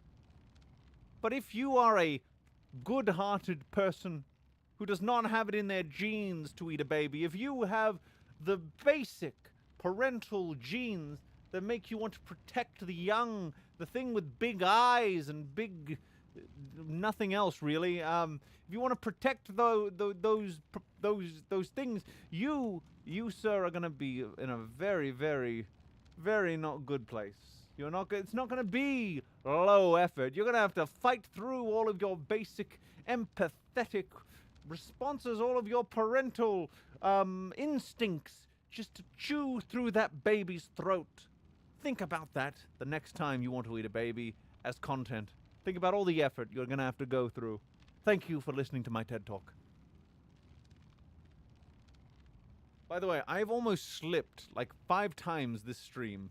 I've almost referred to myself by my real name because it has been a donkey's year. It's been a donkey's age since I've had to refer to myself as Meme because I have been too deep in the dank dungeons doing other things. And so that part of my brain is atrophied. Do you know what it's like? I mean, the knife's edge. You have to walk for anonymity. Thank you for listening to my TED Talk. Babies, eat them, but don't eat them. But what would happen if you dehydrated the baby in a dehydrator and then you ate it and then you like broke it up and turned it into a delicious like Saturday morning treat? Just put it into a little bag. Baby crisps, baby chips. Think about that. That would be an easier way. But then you have to get the dehydrator and then you got to stuff the baby in and then you got to wait for the fucking screams to stop. Yeah, I don't think that's not as good a plan as I thought it was. Not as good a plan. Not my best work. Not my best work.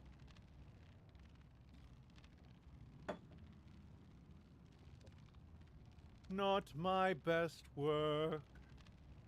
Oh my god, my throat. My throat! I have been talking for hours now. Or an hour and a half. And I have so much to go. So many more things to do.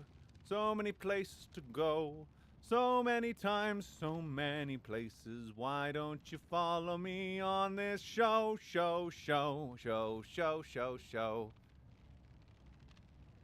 See, I'm trying to make the stream as rewatchable as possible, so I figure if I break out into song every 5 minutes, people will want to rewatch it. That's how that works. Or someone will make a really cool remix that I can re-upload, and then people will rewatch that. And then my hours will go up. That's how we do it downtown. Bitch. Yeah, what are we doing? What are we doing to get these hours up? Well, live streams are going to be a big one. I'm going to do as many streams as I can. I might get, like, the Mortal Kombat 1 DLC. Finally play through that. But first I got to get through all the arcade endings. So that would be cool. That'd be a pretty organic way to do it as well. I think. Just to me, right? Horse semen for 5 minutes. I think I can do that. So the thing about horse semen is, I once saw, I was just going through YouTube Shorts. And that's a very dangerous thing to do, going through YouTube Shorts, because you just don't know what it's gonna bring you. It could bring you anything. And I just came across this video of this woman milking this horse. The problem was it was a male horse. And I just looped this video over and over again because my brain needed, like, the additional repetitions to fully process what it had stumbled upon. It had stumbled upon someone on YouTube deciding to, apparently this might be standard practice, like, relieving the horse's pressure through its penis. I'm gonna look this up now. Is this just regular practice? Just masturbating a horse, a stallion, I think is what it's called. What the fuck is this? AI overview, what have you given me? Jesus Christ, I put in horse. Well, what happened here? Oobly, what have you done? Oobly, what have you done to me? I am a criminal now. Or a horse breeder, one of the two. Oh my god. Oh my god. So, okay, chat, we have another story for you. So, a few seconds ago, maybe a minute, maybe two, Oobly told me, maybe it was Oobly, I can see it right there. Oobly told me to talk about horse semen for 5 minutes. And I thought, yes, chat, I can talk about horse semen for 5 minutes. I've got to look up horse semen now. So I put in horse semen into Google, right? But autocomplete did me one better. Autocomplete, without my permission, without my consent, put in horse semen price into Google. Horse semen price. So, horse semen price was put into Google, and I didn't realize it was put into Google, so I went on this whole other tangent about YouTube Shorts. You see, YouTube Shorts about horse semen, and, you know, the relieving of the stallion, through mechanical, manual means. See, horse semen. And I told this whole story about how I stumbled upon this YouTube short that was about horse semen. But not about horse semen, but a horse having his semen relieved from him through manual means. So we went through that journey, and then I went back to my Google search and I discovered that horse semen price had been auto put into there. And, oh my god. What the fuck? And I got more than I bargained for. Because I have Stallion Gallery equine semen for sale. In stock semen. Price list, 7 Creeks equine. The market demand. And I've got an AI summary about the market demand of horse semen. I don't think this is what this technology was built for, but here it is. I don't know anymore. Blame Oobly for this. We are on the horse semen topic, and we're sticking to it. We are on horse semen right now. Why am I still here?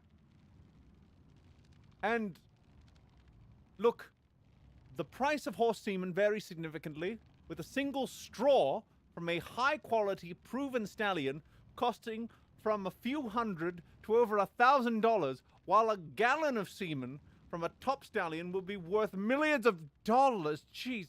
Okay, chat, we are starting a new venture today. Today we are going to be stealing a stallion from a stable. And with this stallion, we are going to extract its precious juices. And we are going to produce and we are going to start an online store. And we will need a refrigerator, probably. Maybe a freezer. I don't know. Maybe just screen share. It'll be easier. No! We will never screen share what I have seen. What I have seen is for my eyes only. For my eyes. Only my eyes. Because you'll steal my ideas. No one else can know. No one else should know about horse semen. Mark my words. So, we're going to steal a prize stallion from its stable. And then we are going to put it in a barn. Or something. I'll put it on the balcony, maybe. And then we are going to begin the process of extracting its precious fluids. And we are going to sell those fluids, apparently for fucking millions of dollars. No wonder there are tutorials online for how to jack off your horse. You can make millions of dollars just from the sematic residue of its loins. We're starting a new venture today. Anyway, how are you, chat?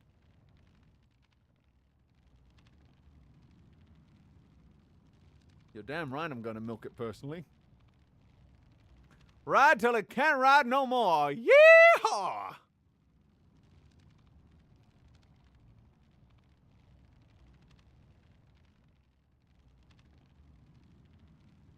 Oh my god.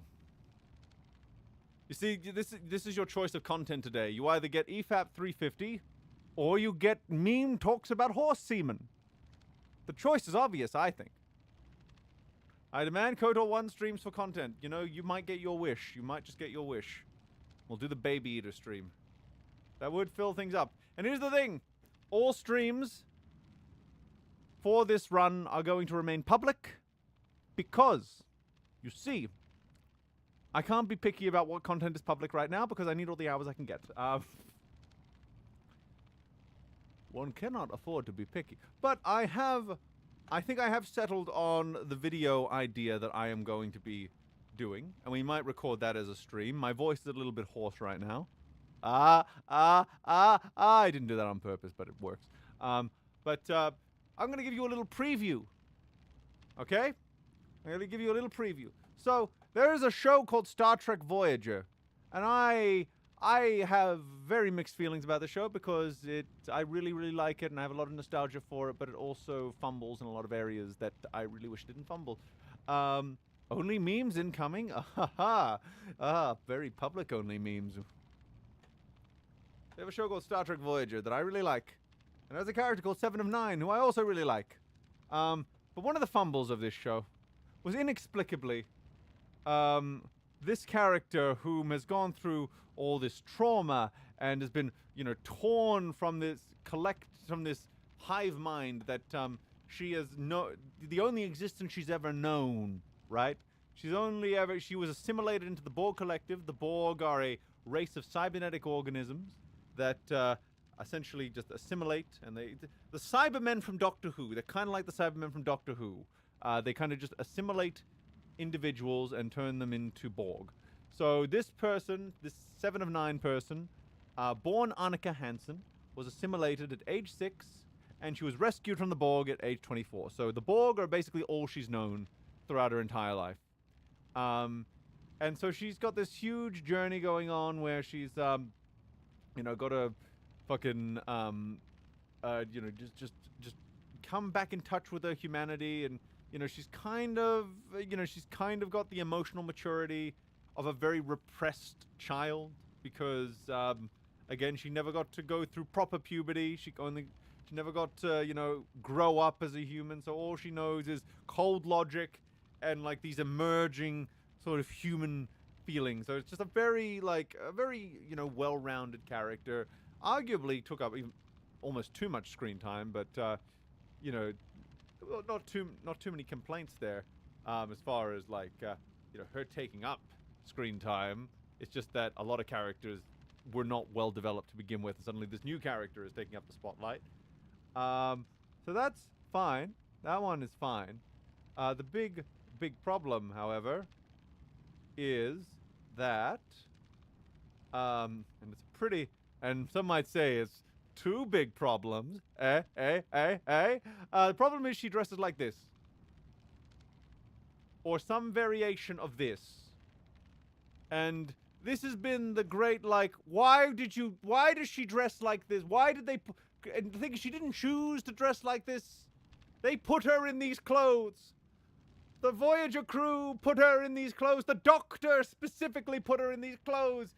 The Doctor specifically said, I am no fashion designer, but I think I have managed to create something that equally does form and function. And I'm just like, what is the function? What is the function of this skin-tight catsuit? You know what the function was? The show had low ratings at the time. The show had low ratings, and you know what they needed? Bums and tits, and bums and tits, and bums and tits, tits, tits, bums, bums. Look at my tits, look at my bums, tits, tits, bums, bum. Look at my ass, look at my tits. And that is what this costume was for.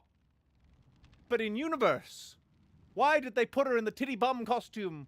Why did they put her in the titty bum costume? Well, that's where I come in, friends. After nearly 20, 30, however many years since the show went off the air. It went off the air in 2001. She was on the show from season 4 onwards, so you do the math there. It was 7 seasons long. But for however long she was on the show, why did she wear this costume? That is up for me to decide. And I've come up with 2 very plausible explanations that the show did not bother with, but I, as the autist that I am, have come up with. And that is what the first video will be me explaining why did she wear the titty bum costume? Why did she wear the titty bum costume? I will explain why she wore the titty bum costume. It will be me, Barry. I will explain the titty bum costume. And that will be the first video. I feel like I'm announcing a new phase of Marvel right now. I should be the one announcing all these projects at the stock meetings, right? Like phase 7 of the MCU, titty bums. We are bringing back Wanda, but in her 2000s costume. Titty bums, bum titty bum. And that will be my presentation. Someone, please clip that and make it a meme, please. Please, someone do. And then I will re-upload it. Meme could sell feet pics. I could sell feet pics. I could. That could be my new venture. Bum titty titty bum bum. Bums and boobs and bums and boobs. Why did she wear the bums and boobs? I don't know why she wore the bums and boobs. She has the bums and boobs. Why does she wear them? I don't know. But we will find out. So that was the first one. The next one is actually pretty easy. It's actually another Voyager video because they just announced a new game called Star Trek Voyager Across the Unknown. And we only got like 5 seconds of gameplay, so there's not really much there. But I love the concept of this game. I love it. I want to have sex with this concept of a game. I want to have sex with this game's concept. And hopefully the game's good too. Because it's such a fucking natural concept. Ow, my hand. Why do I keep hitting my desk? Oh, I'm gonna get nerve damage. Instructions unclear was force-fed memes the entire cocaine job. So this game that's coming out, Star Trek Voyager, Into the Unknown, Across the Unknown rather. So we have to first go over the premise of Voyager and why Voyager doesn't really work as like 7 seasons of television. So Voyager, the premise of Voyager that makes it different from other Star Trek shows is that while other Star Trek shows are like, they are shows of exploration, but they are shows relatively close to home. So you've got a starship going out there and exploring the galaxy, but they can always go to a star base nearby. They can always, go somewhere to somewhere safe, somewhere they can go somewhere safe, somewhere they can go back home to Earth for a picnic. They can go to friendly species that they know about. There's diplomacy with familiar races and all that. And before Voyager, the only shake-up of the formula was DS9, but the only way that was shaken up is the fact that instead of a starship, it was a space station. And then they got a starship on that show anyway. But there was a lot more. There was a lot more like staying in one location than there was like going out and exploring. So what did Voyager do to break the mold? Well, it got flung, like halfway across the galaxy, away from all like Starfleet and Earth and friendly species. It was just in completely unknown. It was like getting It's like if you grew up in. It's like getting thrown into Australia in the 9th century. And then you have to swim all the way back to the United Kingdom or wherever the hell else, whatever was going on in the 9th century. I don't know. My history knowledge is a bit vague on the 9th century. Maybe that'll be a research task for us. But so the whole point is that they're lost. There's no backup. There's no star bases. There's nothing. They are one ship. They have to forge their own path. They have to forge their own alliances. And they need to go. Go with the flow, daddy-o. So they're trapped there. So you would think that, there would be no reset button at the end of an episode. Because in TNG, like the Next Generation and TOS, because there's so many resources on that side of the galaxy, you have these standalone episodes that if the ship gets blown to shit, you can just assume that they stopped off at a star base in the in between episodes, and that's why the ship's fine at the end of it. That works. But then with Voyager, there is no star bases. There is no places to get repairs. They have to kind of forge their own path. But inexplicably, there's very few consequences for being on that side of the galaxy. I mean, there weren't zero, but it never felt like the crew was hanging on by a thread as this one vessel that was under-equipped was just fighting to remain afloat as they go on this 70-year journey back to the Alpha Quadrant, trying to find shortcuts and different ways to speed up their journey. It never felt quite as desperate. So this game comes along, Star Trek Voyager, Across the Unknown. I'm going to keep mispronouncing it. And let me tell you about a game called Faster Than Light. Now, anyone who knows the roguelike genre, I don't think I need to explain it for most of my audience, but I'm going to do it anyway, because I can't think of a good way to transition. So, roguelike is essentially, it's like Binding of Isaac or whatever else. You start the game, and then you upgrade your character throughout the game, and if you die, death is permanent, and you have to start over. So the idea is you want to do the entire game in a single run, and die once, and you go back to the beginning of the game. Faster Than Light was that, but instead of one character, you're doing you're playing as an entire spaceship crew, and you need to get. And your goal is that you start the game in the heart of enemy territory. I think I can't quite remember the exact lore, but you're starting in enemy territory and trying to get to friendly space. And you have to jump across all these star systems to do it. You're upgrading your ship as you go along. You buy new ships sometimes. You swap your ship sometimes. And all the you got to do repairs to the ship. You got to make sure your crew members don't get blown out into space.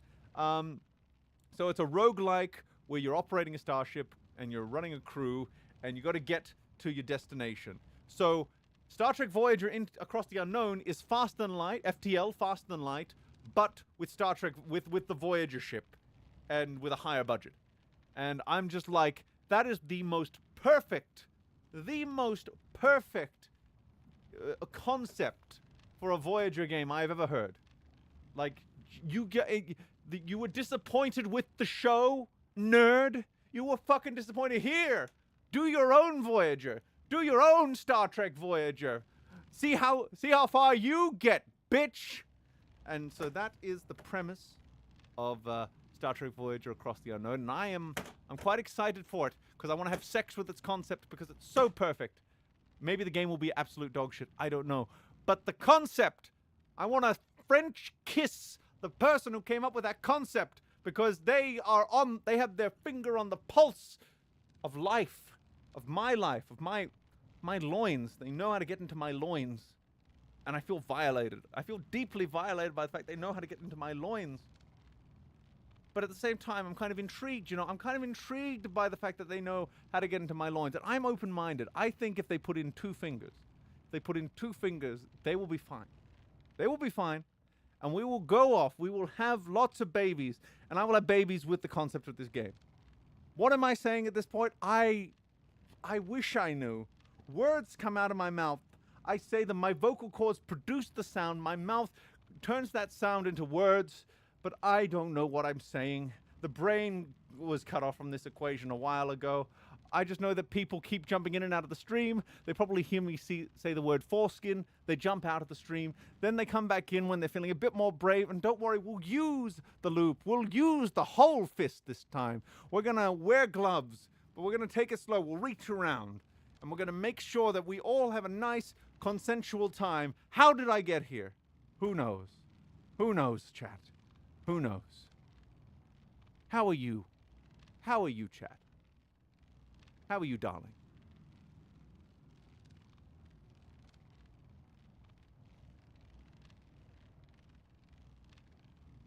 Who knows? Doodle doo doodle doodle doo doodle doodle doo. Do do do do do do do do do do do. Epic. Thank you, Qwerty Bob. Thank you. Thank you. Thank you very much.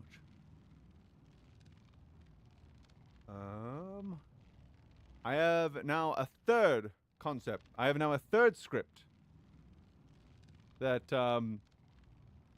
is going to be a bit more effort. So I don't know if I'm going to record that or not, but I really like it. I feel like it's very relevant. So I want to go through it now. Yeah, we're announcing, you know, the meme cinematic universe here of videos. So there's an episode of The Simpsons called, ooh, will you watch Stuckman's movie? Is that out? Did he make that already? Bayverse critique incoming? Oh, maybe one day. Problem with doing a Bayverse critique is I want to do a whole lot of research on other Transformers shit, and that would take time. Time I don't have. Let's see, will you watch Stuckman's... I'm going to look up Chris Stuckman's movie now, because I've gotten curious. Chris Stuckman. American YouTuber and filmmaker. Good for him. Is it Shelby Oaks? Is that it? Or is it, Chris Stuckman... No, that's a different... That's just literally his review channel. Chris Stuckman movie reviews. Let's see. Shelby Motherfucker! That poster, it makes it look like a film I wrote. He has plagiarized me. I have written a script about a cabin in the woods. Because it's really cheap to film in a cabin in the woods, theoretically. How dare he take a concept that a billion people have done before and do it again? Because that means he's stealing from me. Because I also did that concept. Because it's really cheap to film there. How dare he, Chris Stuckman? How dare ye steal from me, the person ye have never heard of? How dare ye? I am suing you. I am going to do all the lawsuits. And it got 81% on Rotten Tomatoes. I mean, that doesn't really mean much. Oh, nope. But if you look at the average score, it only got a 58 out of 100 on Metacritic. Oh, Stucky. See, that's because he stole from me. The person he's never heard of. Because he personally stole from me, his film got review bombed. Even though it's not out yet in America or anywhere in the world. But because of that, because of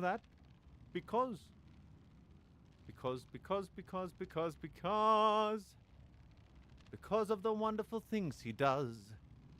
But yes, the conclusion you should take from that is that Chris Stuckman stole from me, the person he's never heard of, and by producing a film with a concept that a billion people have already used, and no one should question the logic of that, ever. Not once. Not ever. Not even once. So, anyway, Chris Stuckman is not a video that I am going to make a video about yet, but who knows, the time is still young. Maybe I will do a collaboration. Maybe me and Chris Stuckman will do a collaboration, and then we will become best friends, and then we will suck each other's dicks on camera, but only in a pay-per-view format, one night only, and then only the pirated copies of that video will be circulated. But I will make sure that the pirated copies are recorded, because we need this urban legend to continue. The time where Meme Repository and Chris Stuckman sucked each other's dicks, and then it will be blown off into the wind, into the legends of cum. Meme, can you prove that Stuckman has never heard of the Cum Bum Lord? I cannot prove it. But you can't prove a negative either, technically. Certain negatives you can't prove. There are some things you can't prove. You can't prove an unfalsifiable hypothesis. That you can't disprove an unfalsifiable hypothesis. The burden of proof. The burden of proof is unknowable. Now, it might sound like I'm being a child, but really I am unrooting my tongue. What does that mean? It means that I get tongue tension, and blowing raspberries helps to undo the tongue tension. You've learned something new today. You've learned something new. Isn't this such a varied stream? You've gotten like homosexual crossfic and dicks and cocks and horse semen. Aren't you so lucky, chat? So lucky. I'm proud of you. I'm so proud of you. Look at you now. You're a man now. No longer crawling around on the ground. You know, you've done good. You know, you've seen the hardships of life. You know that things aren't always easy. But I'm proud of you from going through it anyway, from making something of yourself, chat. I'm so proud of where you've ended up. Your old Uncle Meme. So proud of you. Anyway, what are we doing? We are going to talk about the third script that I've written, which is, there's an old Simpsons episode called Bart Gets an F, and it is like the most perfect representation of ADHD, at least childhood ADHD, that I've ever seen. Because almost like there are layers to how it's able to like represent like the struggles, like that internal struggle of having ADHD, that feeling of just not being good enough, even when you're trying 10 times harder than the other kids. Just like locking himself in the basement and, just trying to force himself to study. But he just can't, there's something in his brain that just can't get the words, the brain to latch onto the words on the page. And, there's just a lot of stuff like that in that episode, and I'm doing a video kind of just examining how that episode really well represents ADHD, and it's not really a surprise that Bart did actually get an ADHD diagnosis in a later season, because the groundwork was just so perfectly set up for that. Never get this kind of content from EFAP. Even Rags, as in furry emoji with bared asshole Rags, isn't this degenerate, and we love you for it. Someone has to be this degenerate. Someone has to say what the people are thinking. Somebody needs to let the people let their hair down and have a boogie woogie time, but not a boogie 2988 time. That would be a different thing. Second PS, does Meme still do stuff with EFAP? Also excited for... Yeah, I'm glad you asked. There is, I'll need to re-upload those clips, actually, because I've been working on an EFAP project, for, a little over 2 years now. And things kept coming up, getting in the way, and just kind of, this is what we call a cursed project. A cursed project. You see, when I said yes to this project, I didn't know I was inciting, an incantation. That would mean that everything in the universe would pop up to try and stop me from finishing. Yet, here I go. I keep going. I truck on. And I'm going to break the curse and survive the worst. I'm going to shatter my shackles and I'm going to survive the worst. And I'm going to be free from that ball that chains me. But there we go. Where it's gonna be good. It's gonna be really, really good. It's gonna be so good. It's gonna be good inside of your butt. I'm going to put it in your butt. I'm going to put a funnel in your anus, and I'm going to pour my video into you. Yes, I am. I'm gonna insert my videos into you. Meme, stop tapping on my window and whispering demonic incantations. Never. Never. Never. Yeah, I saw your community post and was curious about you the other week. I'm glad to see you streaming. Thank you. Yes, I'm trying my best to not get demonetized, because you see, all of this cursedness has meant that I've neglected this channel because I've been trying to just get this EFAP project out of the way so I can refocus on this channel. And then YouTube was like, you're not refocusing fast enough. We're going to demonetize you if you don't get your shit together. So I've got to, like, just pump out as much shit as I can. Not literally, but if that's your thing, I will send you my turds. If that will make you happy. I will suck your dick for $1. I will do whatever it takes to not get demonetized.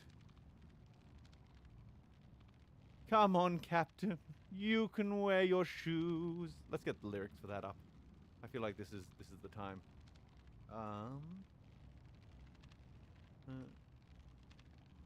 Captain, you can... Oh, no, wait. I copied and pasted the lyrics into another thing, didn't I? I don't even need to do... Come on, viewer, you can wear your shoes. Don't it make a change to have a meme who can't refuse? Easy money lying on a bed. Just as well they never see the hate that's in your head. Don't they know they're making love to one already dead?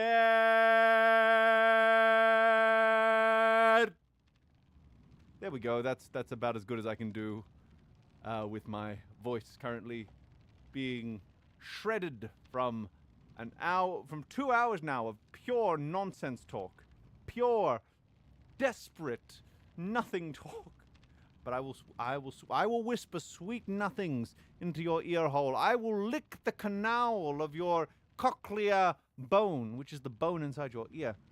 I will do whatever it takes. Is there a metric or something related to streaming that helps? As in, if we spam, does it... You know, I'm getting mixed messages. Because apparently... Because the email I got, right? The email I got told me that I had to get my numbers back up to the YouTube Partner Program numbers, which is like 4,000 watch hours. I don't need to worry about the subscriber count because I'm over 1,000 subscribers. But I needed to get 4,000 watch hours. But if you actually look at the policy, right? If you actually look at the policy, the terms and conditions, it actually says inactivity for more than 6 months is what gets you demonetized. So, in theory, this stream alone should be like the thing that gets things going. But the email seems to contradict that. I don't know which one to listen to. Is it, I don't know if the email is just there to scare me, or if the email is actually telling me literal truth. I don't know how it works. So I'm trying to just not assume. Love this stream. Pure ADHD incarnate. Don't you fucking know it. I should retitle the stream the anti-demonetization ADHD stream or something like that. I don't know. All I know, as long as it's not Jordan Peterson's version of milking. Jesus, what is Jordan Peterson's you know you can't say that without me looking it up. Jordan Peterson milking. Milking machine meme, what is this?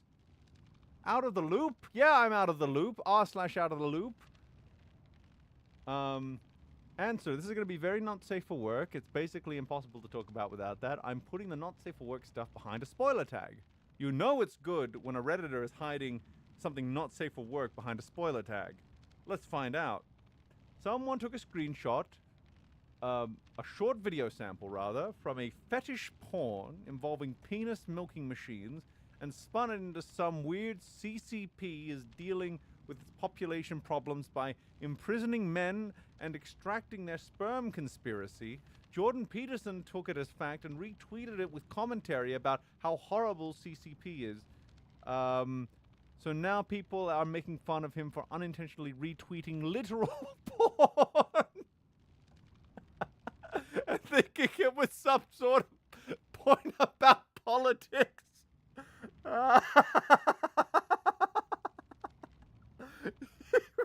Retweeted porn and thought it was political.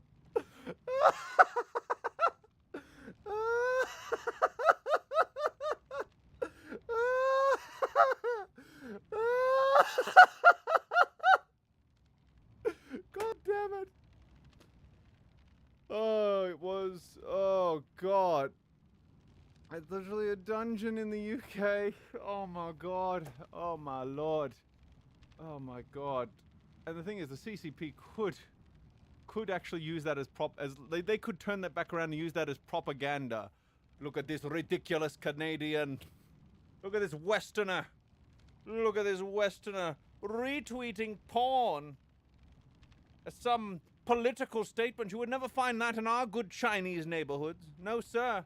The East will always outpace the West, for we do not retweet porn. We make it in the privacy of our homes, with our one-child limit and other things they do in the mainland of China. Things that I most likely am afraid to say, because I'm afraid of waking up in a Chinese prison one day. That rhymed. Let's make a song, chat, about waking up in a Chinese prison. Oh, one day I was tweeting, and the next I was in a Chinese prison. We'll workshop it. It's fine. It's fine. It's fine. Everything is fine. Nothing is fine. Everything is good in the mainland of China. There is nothing going on. There are no genocides in China. Definitely not. Definitely not. Don't look up what happened to the indigenous population of China. You will not sleep again. Don't look that up, chat. Don't even think about looking that up. You are not gonna sleep. You are not gonna sleep. What am I talking about anymore? How did we get to China? I dug so deep below the internet, I ended up in China. Chat, you can't make this shit up. How did I end up here? How did I get here? I simply couldn't say. Feeling my soul bloat, fester, decay. Months turn to years through endless days. The life I've lost in this cycle of pain. Anyway, what is chat doing? Meme, we need you to construct a rap featuring all the slurs. I can write that. I can't guarantee I'll rap it. I'll say it out loud, because, you know. But I'll write it just for you, Oobly, and no one will ever see it. But I'll write it. No one will ever see it, but I will write it. At least it's not Foreskin Off. True, they need to make a sequel to Face Off called Foreskin Off. And they need to get Nicolas Cage back. And the other guy. That was... Who was the other guy in Face Off? I forget. Let's see. Face Off. Who was the other guy? Oh yeah, it was John Travolta. I thought it was... I was going to say John Turturro, and I'm glad I went to Google to see it was John Travolta. They both have very similar names. So I'm glad that I did not say the first thing that came into my brain. I am practicing impulse control, chat, and I think you should do the same. Why am I in top chat and not in all chat? I want to see every deranged thing you have to say, not just the approved ones. The approved ones. How did I get here? The other guy, John Travolta, yes. You look, anytime you are in a film with Nicolas Cage, you are by default the other guy. You could be Morgan Freeman, and you will just be the other guy if you're in a film with Nicolas Cage. Let's be real. Also, Meme, I hope you know this was recommended on my main page and not my subscription box, so unsure of the algo magic behind that. Maybe because I was watching the anniversary stream before. Here's the thing, right? I didn't get the anniversary stream in my subscription box. So I think it might just get knocked out of the subscription box or something. I don't know. I don't know how it looked. One day, you know, with all this AI research, one day they will create an AI bot so sophisticated, so intelligent in its super intelligence that it will be able to figure out how the YouTube algorithm works. And that will be the final problem that humanity ever has to solve, is how the fuck does this YouTube algorithm actually work? Nobody knows.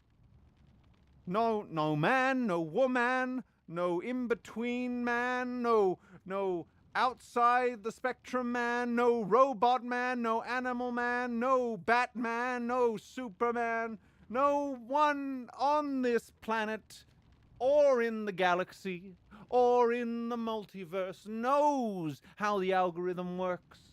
We only know that we are at its mercy. It is a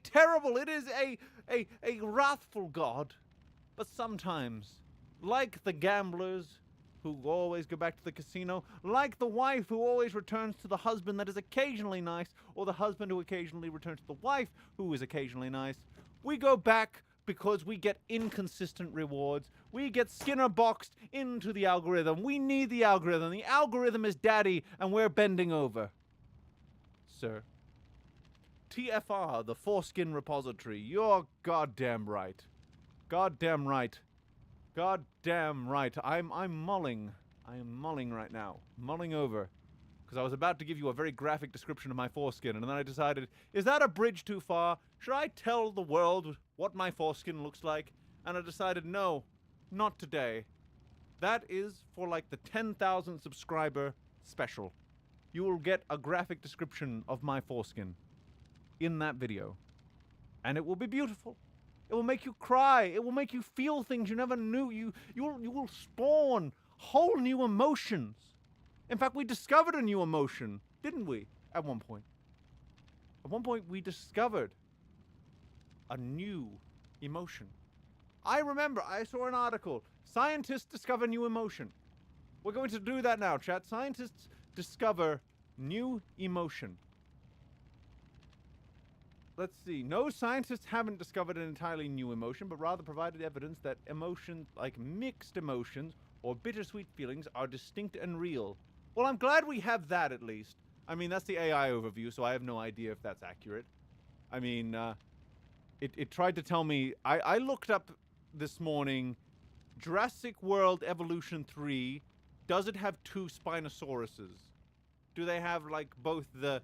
Do they have the Jurassic Park 3 Spinosaurus and the Jurassic World Rebirth Spinosaurus?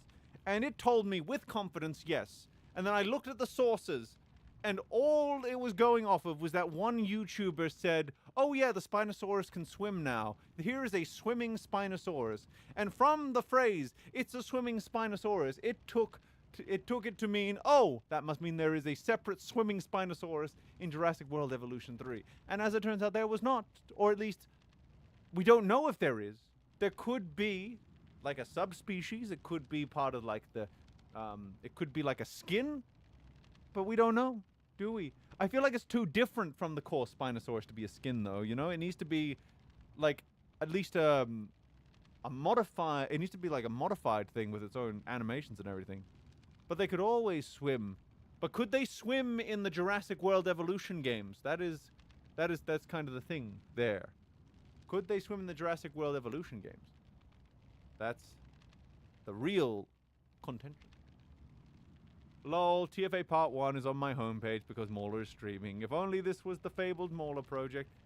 If only. I talked to him about like his TFA. I'll keep it vague because I don't know what I'm allowed to say or not. I think he just basically said like the TFA critique would actually be an ideal project for me to edit because I know a lot about Star Wars, but he wants it to be, but because it's a project that he really wants to be the only one with his fingers on it. He you know, did not want to hand it over to me, so he was kind of just expressing to me like the dilemma of you know, that project where it's that's very much his baby, like it's his project. He really cares about it. Cause I don't know if you know this about Molly. He's kind of a passionate guy. Kind of, especially when like, and I think that one is like the passion project. That is the one that he wants to be entirely his. And good on him. Good on him for that. It's just, yeah, he was just a bit frustrated, like that. I think he was a bit frustrated with himself. That or maybe not frustrated with himself, just kind of like saw like a I don't know if it's an irony or if it's a I don't know if it's irony. I don't know what the word is I'm looking for, but just that, you know, there is this project that everyone wants that would be ideal for me to edit, but by its very nature, he needs to be the one that edits it. I think that's the way to put it. Yeah. That's pretty understandable, actually, and also I understand how that's hard to communicate to a wider audience. Yeah, exactly. Like if you're not creating, that's the thing. Like I think art, you know, like when you create art with your own goat, right? When you raise the goat to being an adult, and then you slay the goat and you make art out of the goat's entrails. You know, no one else is going to understand why you needed to personally raise that goat yourself, why you needed to impregnate the female goat yourself so that you could raise the spawn, so that it could one day be meticulously and bespokely turned into something wholly your own. No one will understand that until they make their own goat, right? And it's really understandable once you get there, once you have made your own goat. But a wider audience who have no experience with goats won't understand. You know? Won't understand. Was Mauler a goat or TFA is a goat getting bred? And look, I lost the analogy somewhere along the way, but I think the spirit of it is clear. Are we the goat chat? We are the goat chat. All 14 of us are the goats. Would be funny if I got a sudden influx of viewers during the break for the 350 stream. Have they gone on break yet? Are they on part 2 yet? I'm gonna look at that now. They are still on part 1. Okay. Oh, so this is okay. So riddle me this, chat. So EFAP 350, right? It shows up in my subscriptions on my desktop. Does not show up in my subscriptions on my phone. What's going on? What is going on there? What is going on? I don't know what's going on. All I know is that Moist Critical is streaming at the same time. He's doing a Resident Evil marathon. So they're competing. Look at them compete. Look at them go! Bah. You know, goat sounds. You know what sound Adobe Premiere makes when there's a rendering error when you're trying to render something? Bah. It makes a goat sound. That's how I've tied this all together. Because Adobe Premiere makes goat sounds if there's a rendering error. Or is that Adobe Media Encoder that makes that sound? I can't remember. Point is, goat sounds are made. Somewhere. Over the rainbow. Way up high.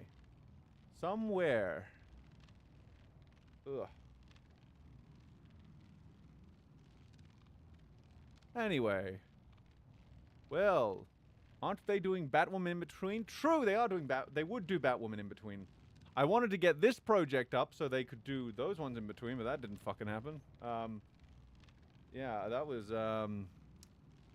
that did not happen. But it will, once I've gotten this shit sorted out. Don't worry, it is all part of the long game. The long game of life. Don't you worry. Give a whistle. Always look on the bright side of life. Always look on the bright side of life.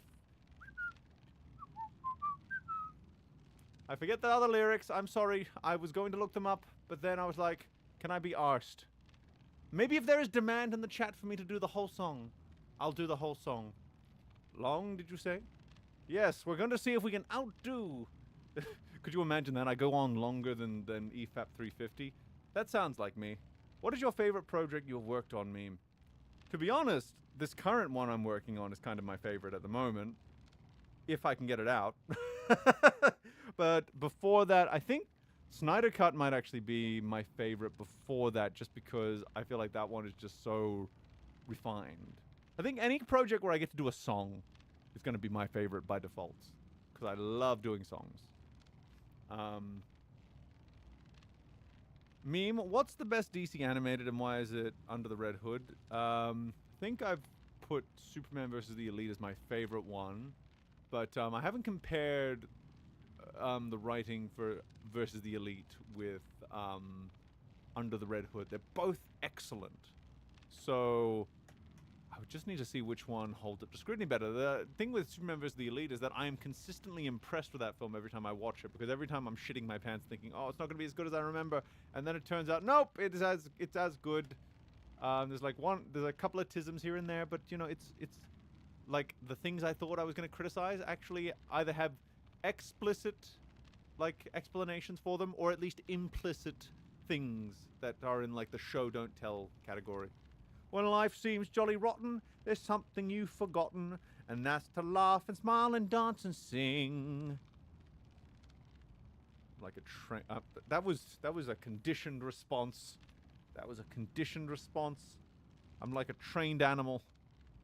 I want you to know that I have rewatched the entire DC arc before Superman. Oh, I'm really happy to hear that. And I'm sorry I couldn't get the other videos for that out before all that happened, and then the files got lost for that. And that was that. But don't worry, we have this other project coming up that I think everyone is going to like. If the gods will let me finish it. Please. When you're feeling in the dumps, don't be silly chumps. Just pierce your lips and whistle, that's the thing. Always look on the bright side of life. Always look on the bright side of life. Always look on the bright side of life. Always look on the bright side of life. Let's see. The thing that Superman pretends to do at the end of the comic, he actually does in the film. Yes. Yes, he does do that. That's and that's I think a bit of a debate in of itself. Like, should he have done that? Like, I need to put more. There are mental resources to go into that problem, because I go back and forth on that one. Like if that was a better choice or not, or if that is or not if it's a better show. I don't think better is the word for it. I think it's like, because you can have a valid choice that's valid for that's valid in the adaptation, but not necessarily like better or worse. And I'm trying to, and I don't have, and I need to put aside some cognitive load to that problem. I think, especially because I'm very biased towards Superman versus the Elite, so it takes a lot more energy for me to consider if it did something wrong. You know what I mean? It's like when your child does something wrong. You don't want to admit your child did something wrong, but alas, sometimes you have to come to terms with it. Meme, do you have some Batman and other DC stories or runs you recommend? I watch a YouTuber video over the Bronze and Silver Age. I really like, it's difficult recommending this because you do have to do a little bit of homework for it, but I really like Jeff Johns' Green Lantern run and all the other Green Lantern books that were happening at the same time as Jeff Johns. I like Peter Tomasi's Green Lantern Corps, for example. But thing is, you kind of yeah, it's a toughie with Green Lantern because you know, it does spread itself. I feel like the complete experience for Green Lantern is with Jeff Johns' run is you need to be reading all the books that were concurrently coming out at the same time because they all kind of tell one larger story. And then there's the crisis events as well. It's tough. It's tough to get all the stuff in there. But I you know, that's the run that got me into Green Lantern, which it's interesting. Like that's the run that got me into Green Lantern. I really adore it. And then I read Peter Tomasi's Green Lantern Corps run, and I was like, this might be even better. And I haven't read either recently, but I do have a lot of fondness for them. Jeff Johns needs to work on his dialogue a little bit, though. Sometimes he can be. This is like a general epidemic, actually. Just dialogue. Once you start to learn how to write dialogue, it becomes a real big headache when you start to notice bad dialogue in films and in stories. You know, because there are things that might have just slipped you by that then start to bother you.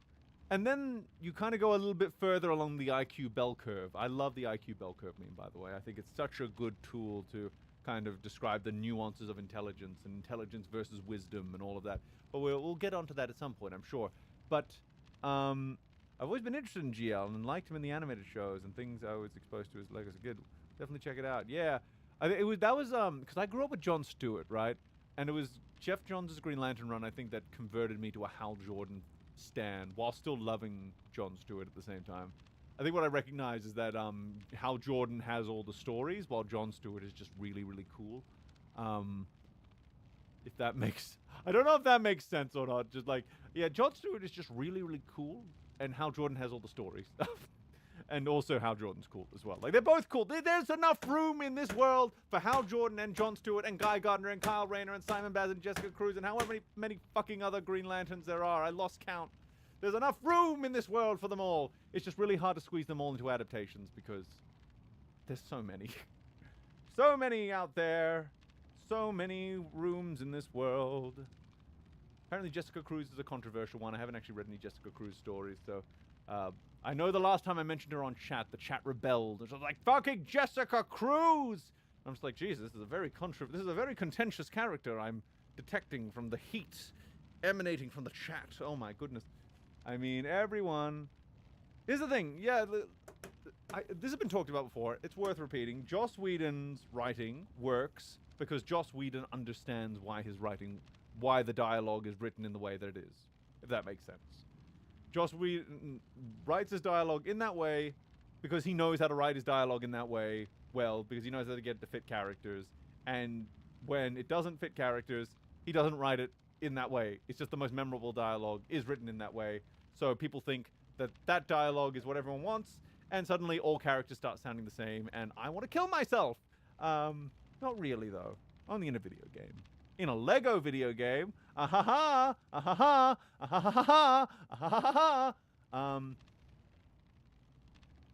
I just turn into Woody Woodpecker? No, Woody Woodpecker is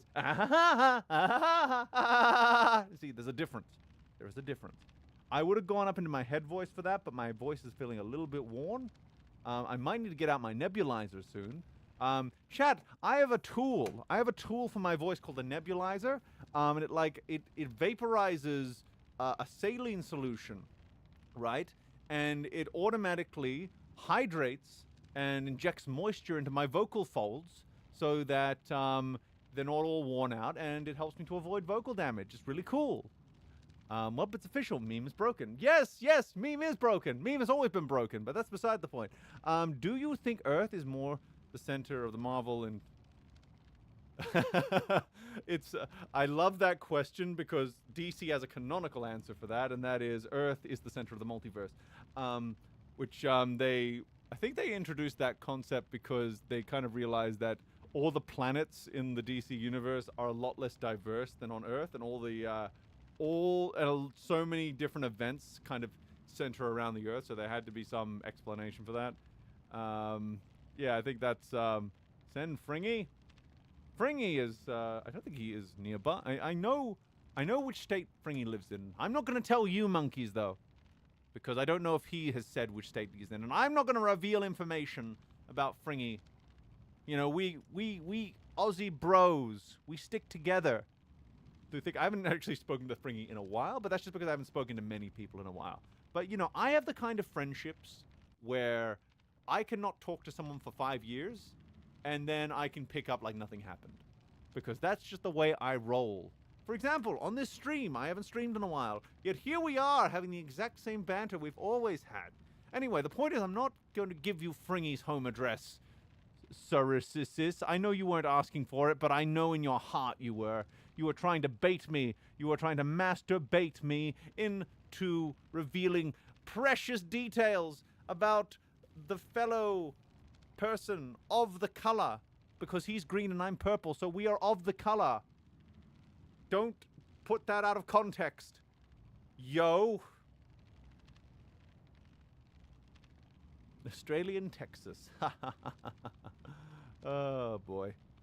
You see, there's a few states in Australia that could be Australian Texas. So, you know, that's, you could know, you know, so some people might know, but other people might think it's something else. Okay, but where does Mauler live? Somewhere in Wales, I'm sure. But maybe Wales is like the beard, right? Where it's like, he's trying to disguise the fact that he actually lives in Antarctica. Ever thought about that? Meme and Fringy making me love colored people. See, we are improving the acceptance and the tolerances and the acceptances of life here on the Stream Repository Emergency Anti-Demonetization stream. Wink, wink. Wink, wink, wink. A stream I have chosen to do at a very bad time slot. Not because it's a bad time slot in general, but because I'm competing. And you want to know something? For a solid 5 to 10 minutes, I had rescheduled this stream to tomorrow. I had rescheduled it because I didn't want to compete.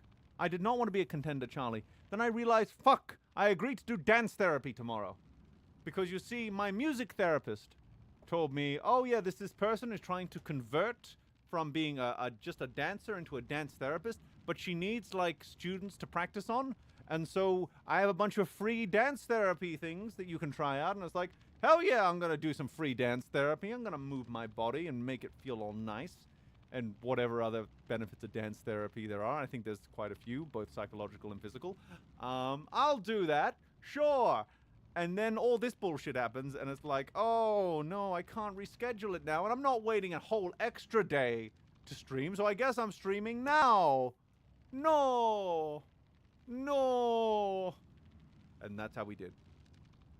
He's never demonstrated the trauma that would have resulted from being a product of incest. True, but he could be good at hiding it. You don't know. You don't know. We all carry scars. We all are going through struggles that no one else can see. So be kind. I think Robin Williams said that. I try to live by that. I try to live by a few different sayings, such as be excellent to one another. I think that's a good one.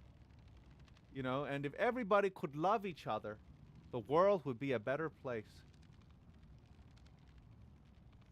Oh my god, Insomniac Games is having a photo mode competition for Spider-Man PS4 and Spider-Man PS5.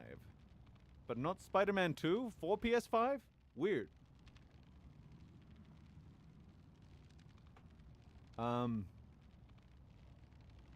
That is actually very weird. I guess maybe they would accept photos from... Looks like they might be accepting photos from Spider-Man 2, but... Or maybe people are just submitting photos from Spider-Man 2, not realizing that Spider-Man 2 was not mentioned in this post. But, no, wait, that can't be it, because... No, wait, they have to be accepting photos from it, because they're using the hashtag #BeGreater, which wasn't that the, that was like the tagline for Insomniac Spider-Man 2, right? But they don't mention Insomniac Spider-Man 2 in the post. But is this screenshot that they put forward from Insomniac... Because that looks too high fidelity to be Insomniac Spider-Man 1. So, I don't know. All I know is that it's very... the photo has kind of...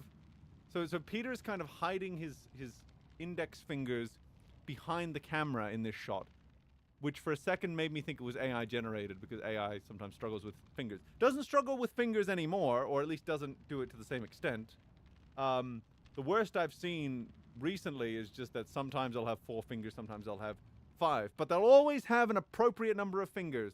Just sometimes it'll be inconsistent from page to page, from panel to panel, if it's a comic. Or from character to character. Point is, it's come a long way. Come a long way. I think, what does it currently struggle with? I think it still has the same problem that, like, it still feels very imprecise to make anything with AI. That's the big thing for AI with me. It's that it feels super imprecise to make anything, and it has its own distinct style, so you kind of always know if something has been produced with AI. And I think part of that is just down to the lack of precision, because it's not like again, I think once you can reach into the picture and you can move things around and they generate individual layers and you can edit those layers both manually and with AI tools, it'll be a much more useful tool for someone like me.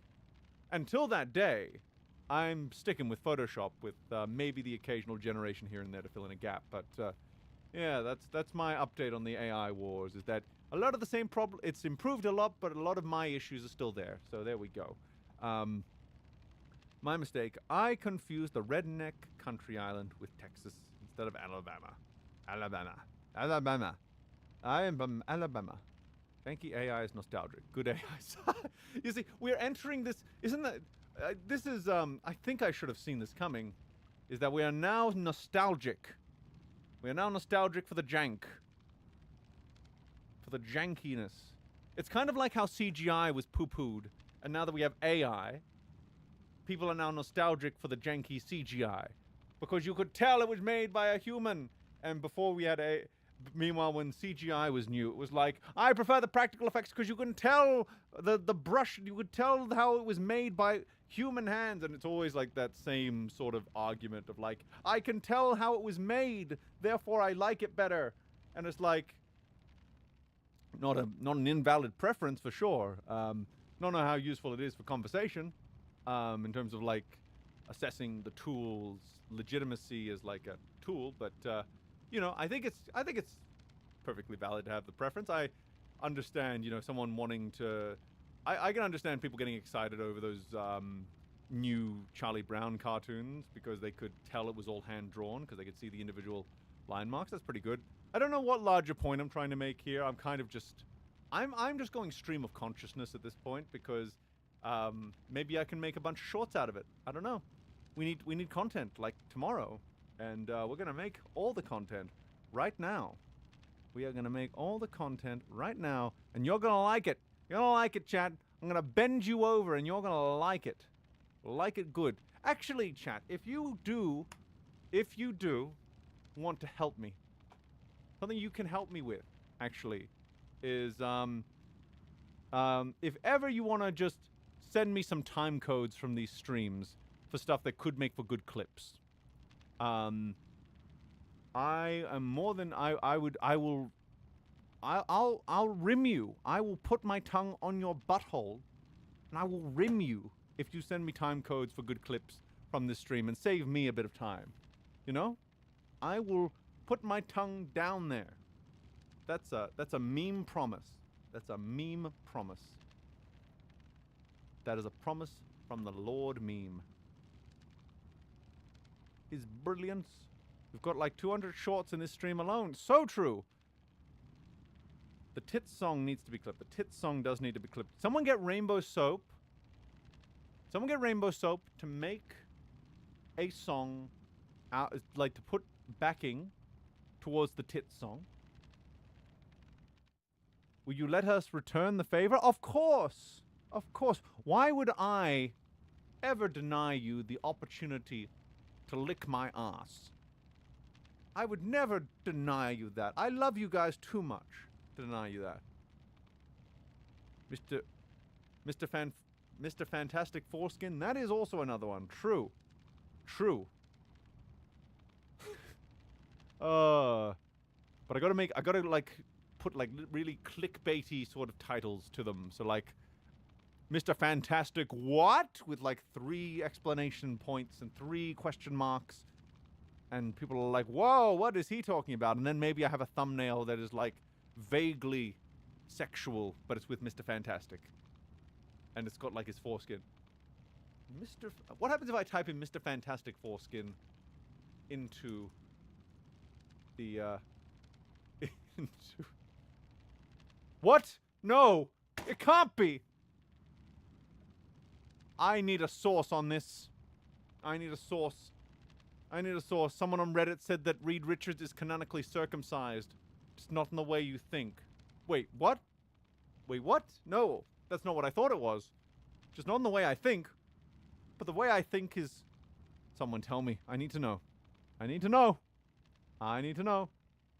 Considering his superpower was essentially jelking his whole body, that's impressive. Doom was circumcised, but he got it back. He got his foreskin back because Doom gives up nothing against his own will. That is true. That's true. If Doom was circumcised, you could see Dr. Doom going on a holy quest to get his foreskin back. Say that again. Say what again? Say what again? For sure, it's a mix of things, including both fear of the general public believing it's real, more, and I enjoy putting funny prompt and the AI's brain melting into oblivion. Yep, I also enjoy melting the AI's brain. That's actually something I love doing, is I love getting a new piece of tech, and then I love pushing it beyond any sort of reasonable limit, just to find new use cases for it. That is a lot of... Oh! Say that again! Say that, ah! Now that is a meme right there. That is a meme. Say that again, Mr. Fanforce. Skin. Fan foreskin for... Okay, that actually doesn't work. That is not actually too bad. The fan foreskin for. Fan foreskin. That's what they should have called fan forestick. Fan foreskin. See, we found every very... Why did I go to image for this? Oh no. Oh no. And... Okay, someone has made Fantastic Foreskin, just not the way you think. It's just kind of a very cursed image that I could actually show on stream. It's just... Sunshine Stories Fantastic Foreskin. That might not... Who made this, and why are they allowed to live? What is this? Bandcamp? This is an album? Someone made an album called Fantastic Foreskin? No, it's Sunshine Stories by an artist called Fantastic Foreskin. I think. And it's kids, grindcore, metal, Rotterdam? What are these tags? I am... Who is making songs for kids called Fantastic Foreskin? And there's... Oh, here's like... Now this one's good. There's a... Someone has made a satire comic panel called Fantastic Foreskin. Seems to be based on a real-life person. I can appreciate that. I don't have any context for it, but it's there. Also, Bruce Wayne's penis came up, because of course it did, because superheroes and foreskin. Is he circumcised? Yes, he is. Bruce Wayne. But he's not canonically circumcised because that picture of Bruce Wayne's penis, that is not from a canonical comic book. That is from a Black Label Elseworlds thing, right? So we know that Bruce Wayne is circumcised in that universe, but we don't know if Bruce Wayne is generally circumcised in the larger DC universe. We do know, however, that Guy Gardner does not shave his butt crack.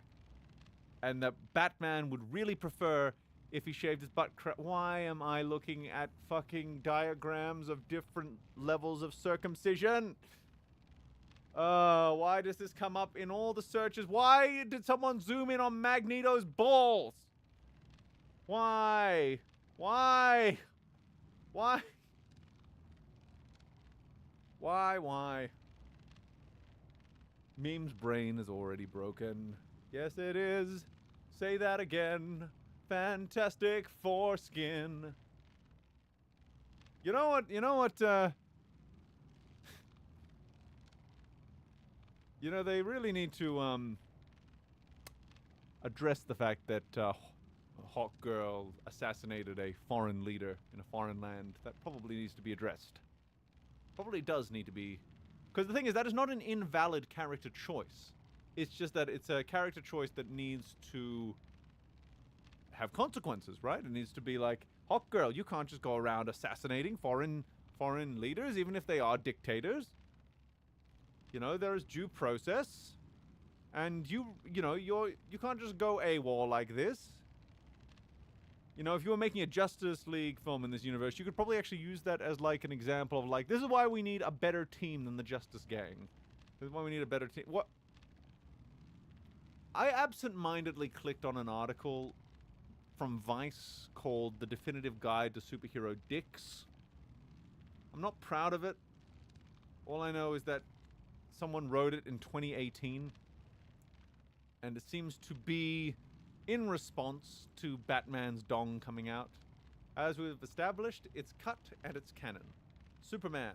I don't think you could circumcise Superman if you tried, at least not on Earth.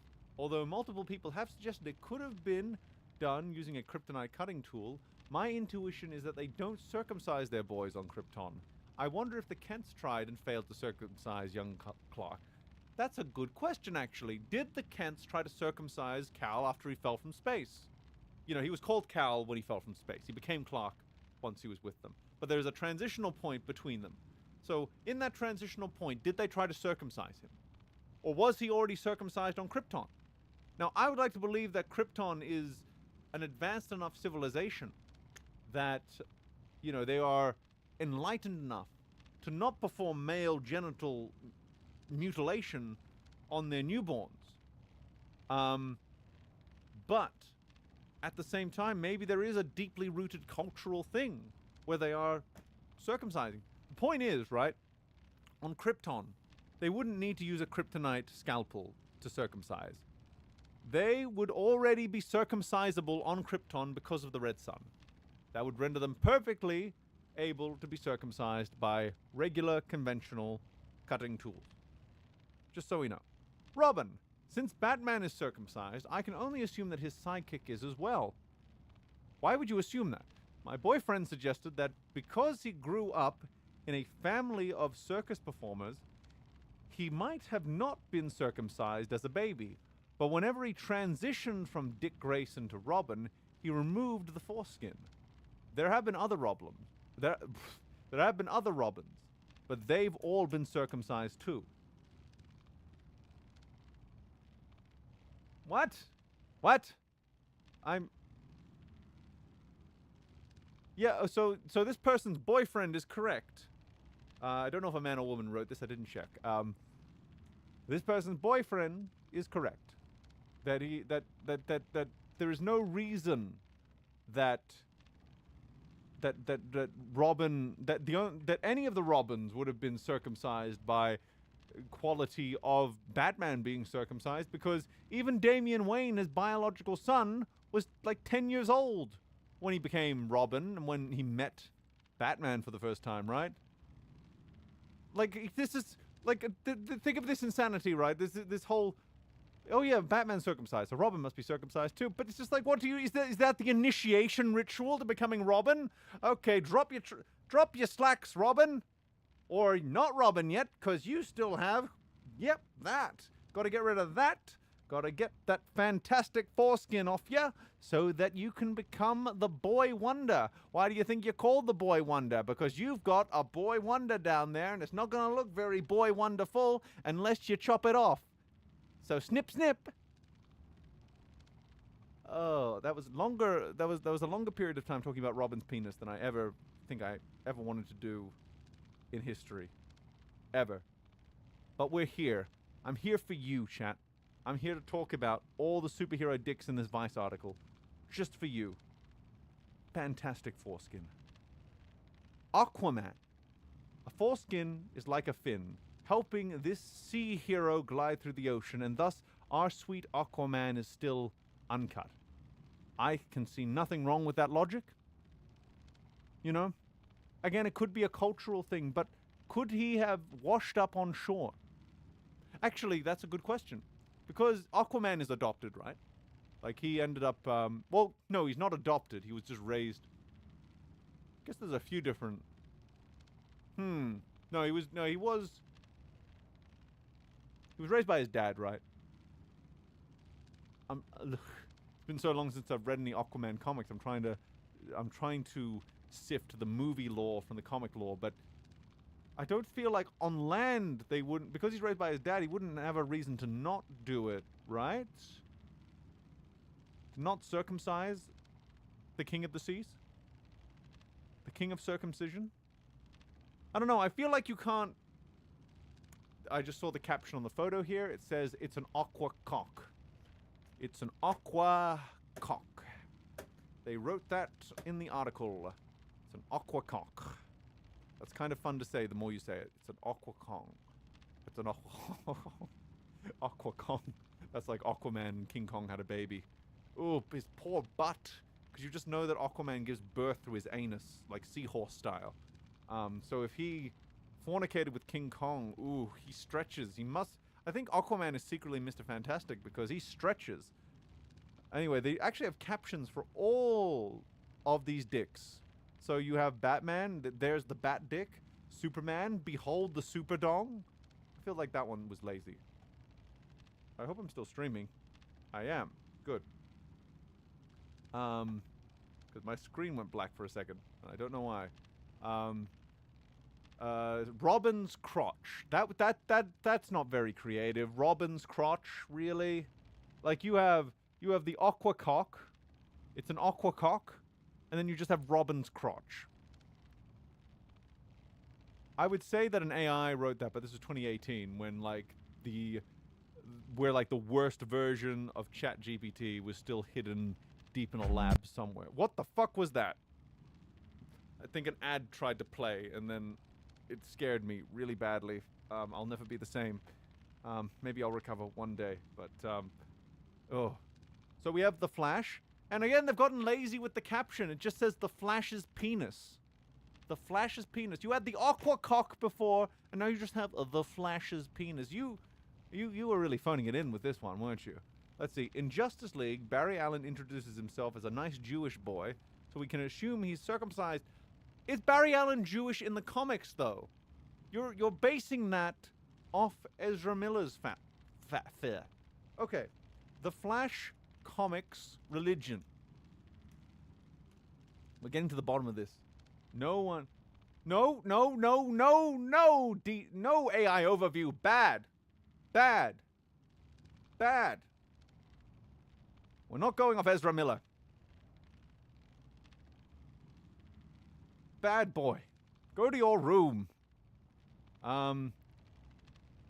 All I can find in a lazy Google search is that Wally West was Christian and maybe Barry Allen was too.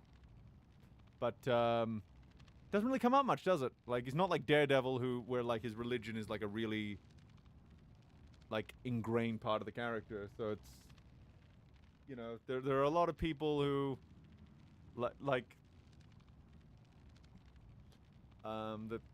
have you know, like are technically part of a religion, but they wouldn't like you wouldn't like know it talking to them. So yeah.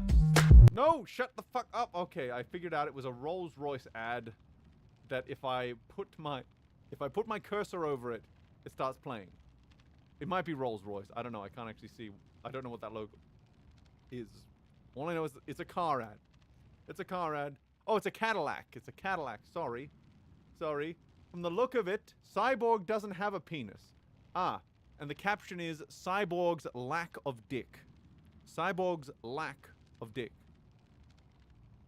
I give that a 5. Like, it's something, like, it is still very blunt and straightforward, but I feel like it has contrast, and I feel like there's value in simplicity, but I feel like it's still not very creative. So I give it half points. Half points. Ah, now that is a caption I can get behind. Captain America.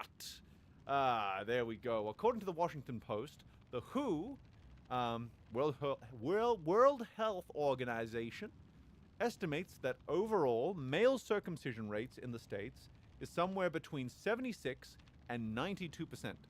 Most Western European countries, by contrast, have rates less than 20%. He's Captain America, for Christ's sake. Of course he's circumcised. Of course. Of course. Of course. By the way, anyone who's circumcised, I'm sorry. I'm sorry. You know how we did that? You know how Australia did the apology for the stolen generation? We should do that, but for like all circumcised people, and just say we're sorry. We should make that a big press event. The apology for the stolen foreskin generations, plural, because there are many stolen foreskin generations. Many, many. Ah. I like being circumcised. I'm glad you embrace it, Xeon. I'm glad you embrace it. And you know what?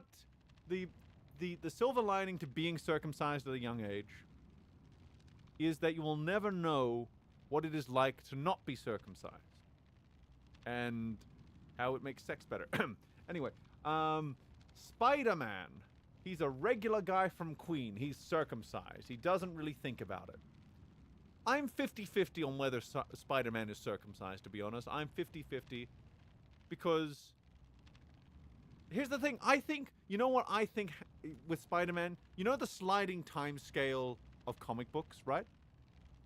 The sliding, so like how the characters age at a slower rate than time passes. So Spider-Man used to be in high school in the 60s, but now he was in high school in like the 90s or the 2000s or maybe even the 2010s now, right? I think that with the sliding time scale, Spider-Man was circumcised in the 60s, but then as the sliding time scale went on, I think he grew back his foreskin through the sliding of the time scale. I think that his retroactive birth later and later in the timeline meant that eventually he was never circumcised. He regained foreskin through the virtue of being 30-year-old for 60 years. Think about it. Think about it.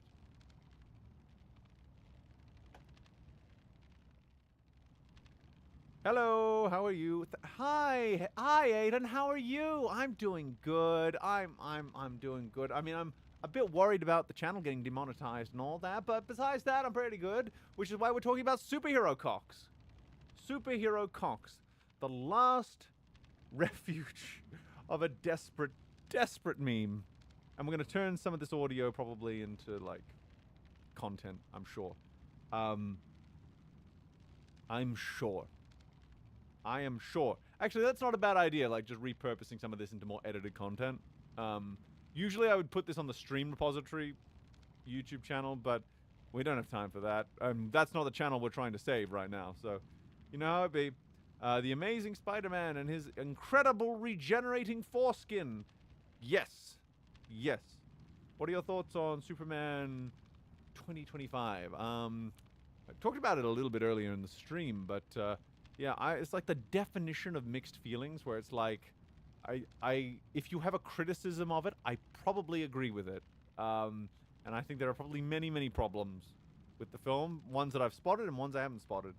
But I also really like it as a cultural moment because there's a lot of people who have watched it and have gone like, wow, I thought Superman was meant to be like dark and violent and so, you know, just miserable. But I really like this happy version of Superman. And I'm like, you know what? If that's your gateway drug into better Superman stories, please use James Gunn Superman. I just wish it was a better film than it was. But I had fun with it. It's just that I wish I had fun with a better film. Which is the thing. You know what I mean? What are your thoughts on the Jor-El twist?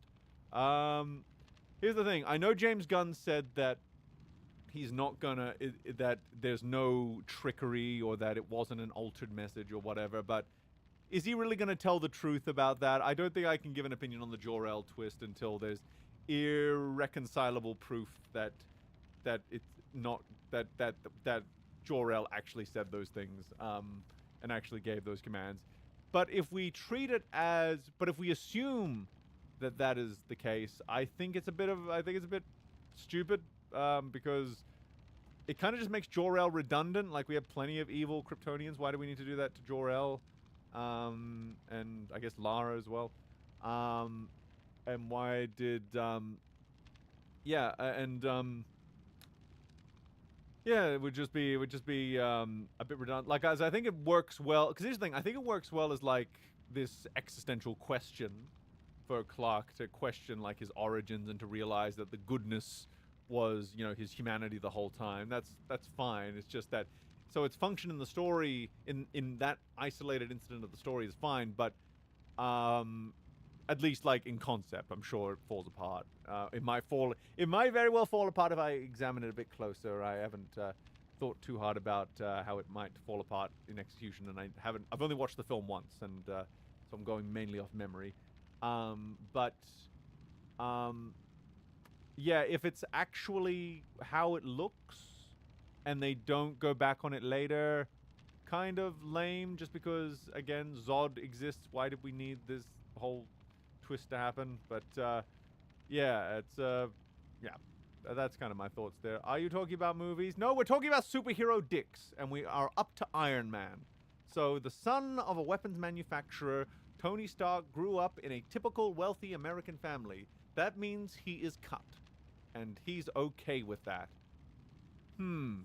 Again, I feel like the sliding timescale thing might affect it, but like, I don't know, like, Howard Stark was a pretty, like, he was not progressive in the sense that he was probably, was Howard Stark a womanizer in the comics? I don't actually know. We're gonna do a deep dive into Howard Stark now, just to see what his character was like in the comics. Because I mainly know him from the MCU. We're going to Marvel Fandom Wiki. Oh, there's a lot of shit here. There's a lot of history here. Let's go to his personality and attributes. Fuck. Shit. There's so much here, and my I'm not on a high enough dose of Vyvanse to go through all this, especially when I'm meant to be entertaining. Look, I'm sure that I'm, you know, there's a let's do an interview with Howard Stark. Let's get an AI recreation of Howard Stark. You know what? I'm gonna go to Character AI right now and find Howard Stark on Character AI, and I'm gonna ask him, point blank, is Tony circumcised or not? Now you could say, why don't you just ask Tony Stark on Character AI? Why, the thing is the thing is the thing. And my answer to you is that it's funnier to ask his dad about his son's penis, okay? So we're gonna find Howard Stark here on Character AI, assuming they haven't scrubbed it or copyrighted characters yet. I haven't been keeping up. There we go. We've got like 20 versions of Howard Stark to ask. We've got like 20 versions of that. And one of the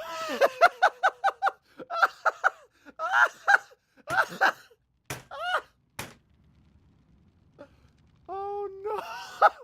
The second most popular version of Howard Stark on Character AI is, here's the description. Howard Stark, you're his wife.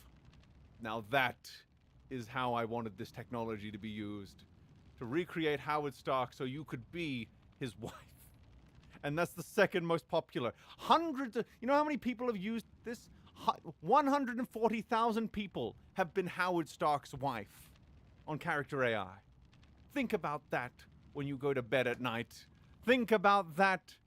Think about that. Think about that. Think about Howard Stark. Think about Howard Stark. Okay. You're talking about cape shit. We don't use that word here, Griff. It is reductive, and we do not use it. We do not use the word cape shit.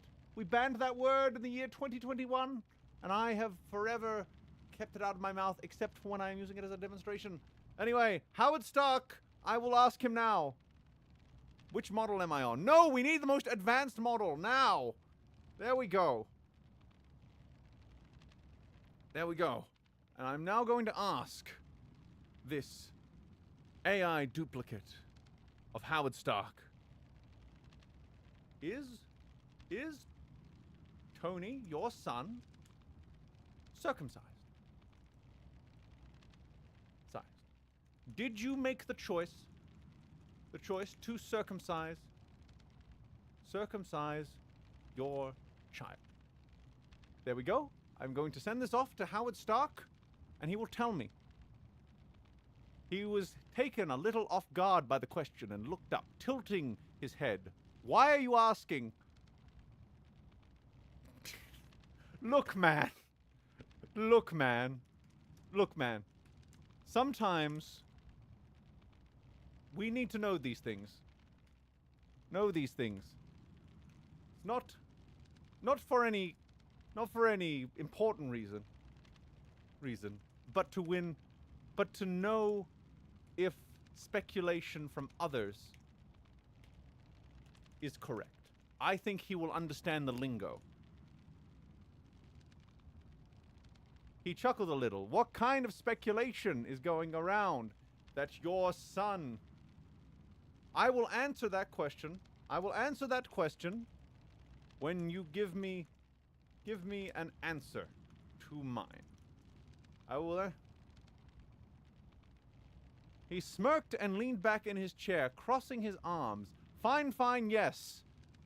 Fine, fine, yes. Now spill. Who's out here speculating about my kid's business? And why? This sounds like some weird SSR dossier waiting to have... we have an answer. He was circumcised, according to AI Howard Stark. Thank you, Howard. I'm not going to answer your question. Bye-bye. Bye-bye, AI Howard Stark. Don't you love living in the future? Don't you love living in the future? Hate to be technical, but your audio is a little low. Is my audio low? Chat? Is my audio low? Is my audio low? I do not know. But seriously, is my audio low? I can speed it. I can put it up if, it looks fine on the mixer. Oh no, that is actually a little bit low. A little bit low. I can put it up a little if you guys want. I don't know how I would do that because I don't want to fuck with the output settings. Maybe I just put... No way, I can put the output up a little bit. Is that better? Is that a better time, everyone? Is this better? Anyway, now that we have the definitive answer from AI Howard Stark that Tony is in fact circumcised. There's been a disturbing amount of this stream talking about... we're going back to Vice's article, The Definitive Guide to Superhero Dicks, and we're on Thor. We're going to find out about Thor. And Thor is definitely still uncut. It's highly doubtful they circumcised their gods on Asgard. I mean, first of all, it's kind of European since it's from Norse myth, and circumcision isn't common on the other side of the pond. But moreover, why would a god need to modify his perfect body? And I think that, you see, that's a good argument. That's good logic for Thor. But Odin would be the one to make the choice, no? Guys, we're going back to character AI. We need to ask Odin if he circumcised Thor. We need these answers. Damn it. We need to ask if Odin circumcised the god of thunder, and no, we are not going to ask, here we go, the correct and most perfect version. Let's see, here we go, we are now here, and we are going to switch to deepness. Deepness. What is deepness? I don't know. So Odin says, I am Odin, the king of Asgard and the ruler of the 9 realms. Kneel before your king. And okay, so I'm going to type, I kneel before the mighty one, humbled by his presence. Humbled by his presence. That's what we're going to put as the action. And I'm going to say, my lord, I beseech you. I beseech you. Was thine son's forest clipped? Was thine son's forest clipped when he was merely an infant? Or does his flesh flag fly true? Or does his flesh flag fly true? A strange question. It seems to concern Thor, so I will answer it. And no, Thor's manhood is intact and whole, as is appropriate for a warrior. But I am curious how you know of this topic. Nah, fuck off, Odin. Goodbye. Okay, we have the answer. Thor is not circumcised. And we got it straight from the person who made him. Odin. The son of Odin. Who was Odin's dad? We're looking that up now. Who was Odin's dad? Who was Odin's dad? Bor. So Odin's full name would be Odin bore son. And he bore a son who was not circumcised. You see how this all works? I see no reason to is there a Marvel version of Bor? Oh, so there is. He was even in the movie. What do you know? King Bor. Bor Burison. But is he Odin's father in Marvel lore? That is the question. We're going to find out today, chat. We're going to find the whole Thor family tree here. So he's a pivotal... Did he squeeze Odin out his dick? That's what I want to know. Okay, he did have 4 sons. Kol, Vili, Ve, and Odin. Okay. God, he really was scraping the bottom of the barrel with those other names, though. You got Odin, and then you got a bunch of names that look like the beginning, that just look like syllables from other names. You could make a whole name out of the 3 syllables that make up, out of the 3 to 4 syllables that make up the other kids' names. It's insane. But anyway, we're going back to dicks now. The Hulk. Bruce Banner strikes me. Oh, no, wait, we didn't see what... So, no, wait, we skipped over a few things. 1, what do they call Iron Man's dick? No, what do they call Spider-Man's dick? And they call it, oh, that's good, Spidey dick, but with 2 C's. So they spell it Spidey dick as one word, though. They forgot the hyphen, though, so I'm ducking points for forgetting the hyphen between Spidey and dick. Spidey and dick need to be a hyphenated thing. Just so you know. Spidey dick. And they called Iron Man's penis Iron Junk. That's kind of clever because, junk, is like almost like a mechanical term. Sometimes, it's just junk. But it's all, and he's like a mechanical man, an Iron Man, so he's got iron junk. He's got junk in his front trunk. That's what he's got. That's what I think. Oh, but Thor. They saved all the good ones for the Marvel characters. Holy shit. So they called it Thor's Other Hammer. I kind of like that one. It's not like in your face clever, but he is swinging it around just like his other hammer, if you know, you know. And for Black Panther, they called it the Black Panther's Privates. I like the alliteration. I'll give you that. But after the onslaught of Captain America, Spidey Dick with 2 C's, Iron Junk, and Thor's Other Hammer, Winky Face. They actually put a winky face next to Thor's Other Hammer. I feel like the Black Panther's privates is just a bit of a step down. Bit of a step down after just such a streak of junk-related, of mischief and wonder and whimsy to do with the other genitals of the Marvel Universe, you know? You know what I mean? You know what I'm saying, chat? You know what I'm saying? What about Loki? We need to ask. We are returning to character AI, for we must beseech Odin to figure out if his other son's junk. Let's see. I will answer your question, Father. Answer your question, High Father. If you answer me this. When you found Loki in the frost of in the permafrost of the, what is the technical name for the frost giants? Frost giant name. The Ymir, the permafrost of the Ymir. Of Ymir was his frozen forest clipped? Was his frozen forest clipped? Or did his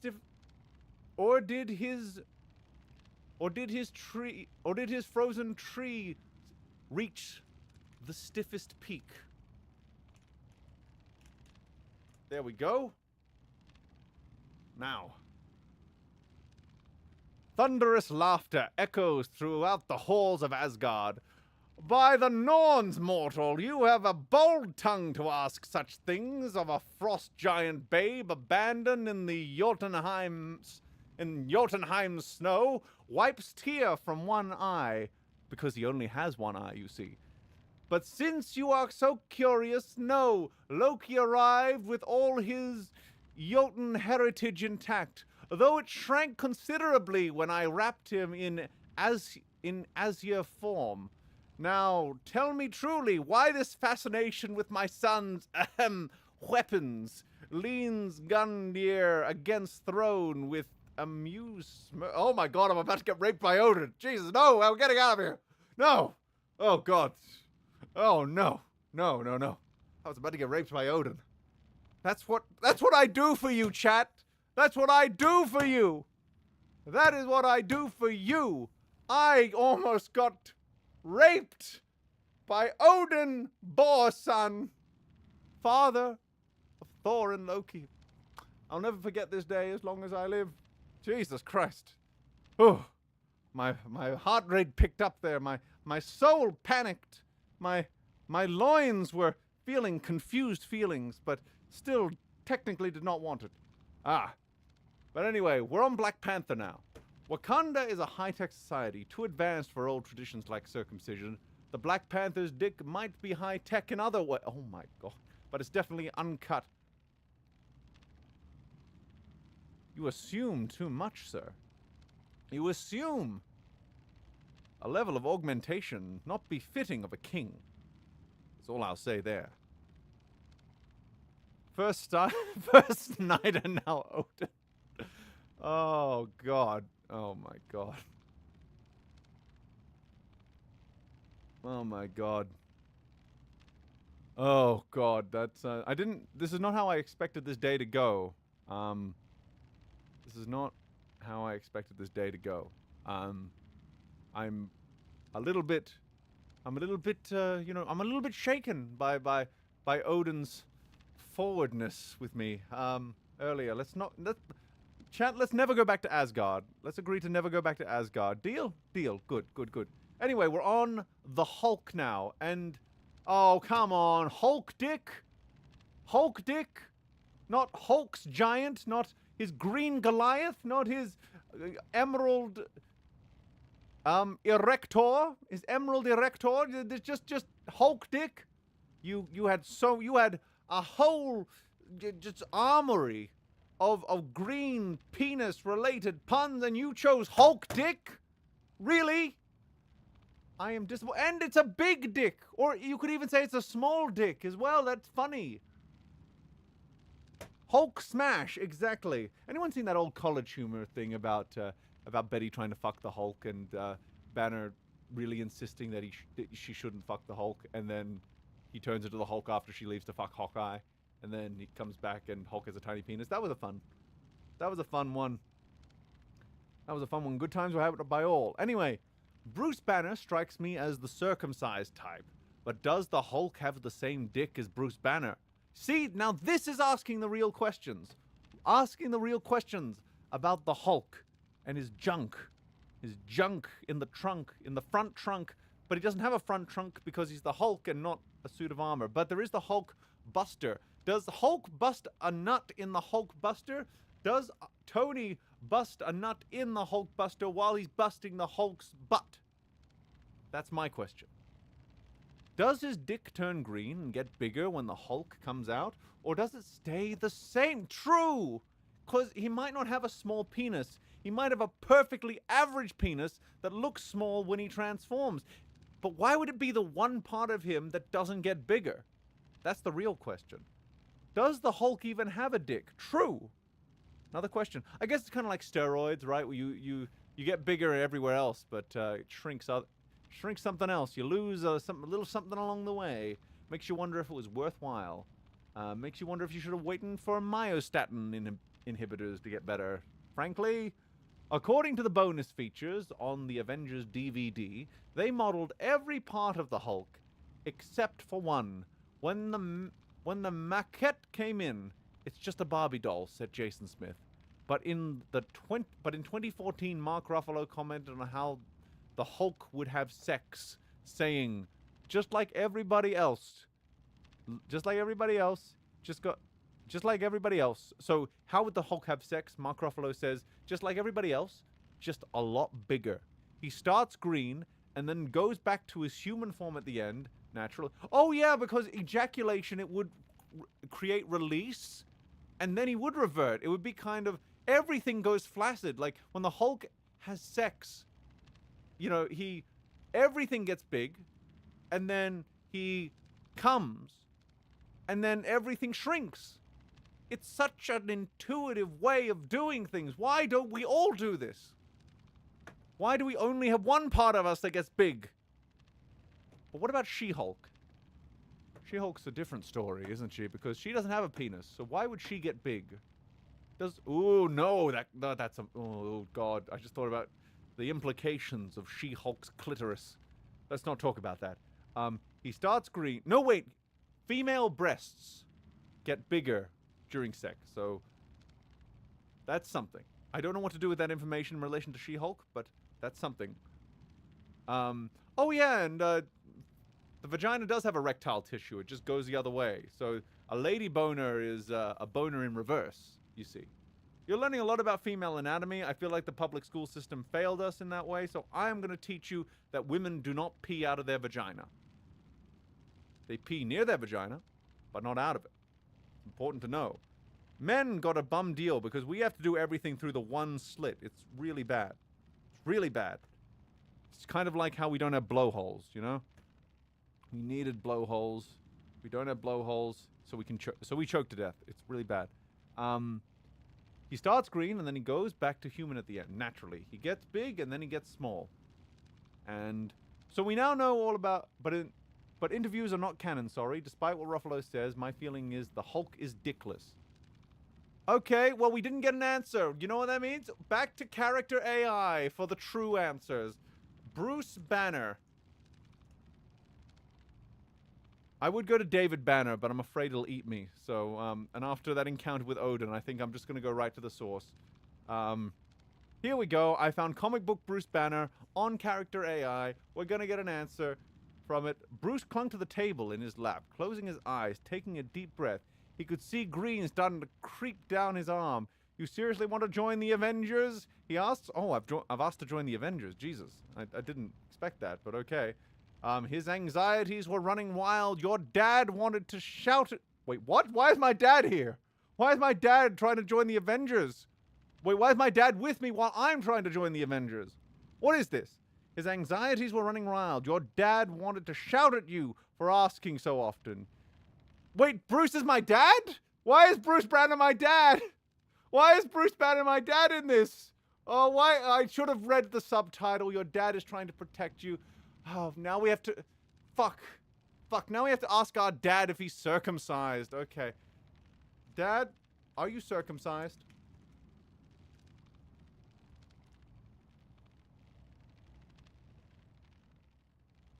Bruce chokes on his own breath, the green creeping down his arm halts abruptly as he stares at you in utter disbelief. He rubs his temples. Meme! What kind of question is that? We're talking about Avengers membership and suddenly... Look, son. No. Just no. The conversation is already giving me gray hairs. The veins in his neck bulge slightly and as he tries to maintain his composure. The conversation is already giving me gray hairs, and you don't need Hulk popping out because of inappropriate personal questions. Muttering under breath, I swear Tony put you up to this. Is the Hulk circumcised?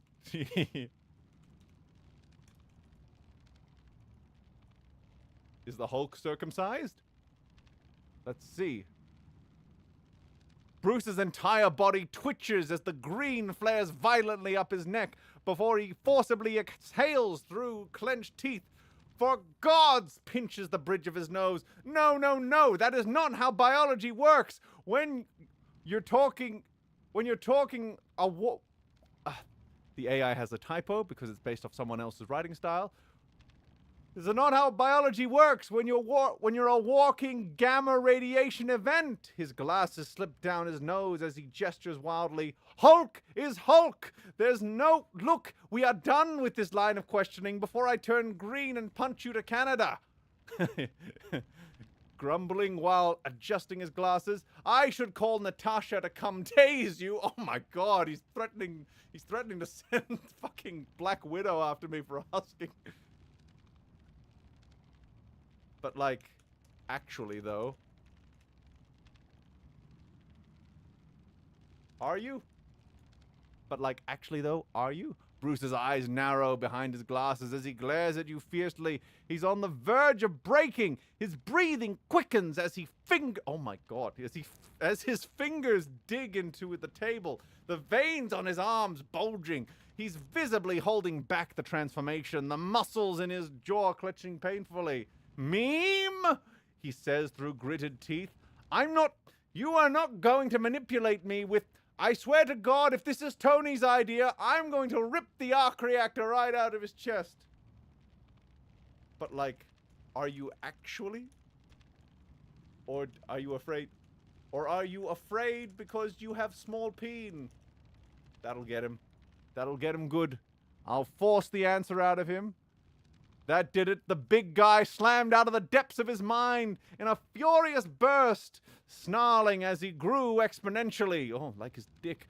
His muscles expanding until he ripped right through his shirt. His massive green hands grabbed you and effortlessly lifted you off the ground, bringing you eye level with him.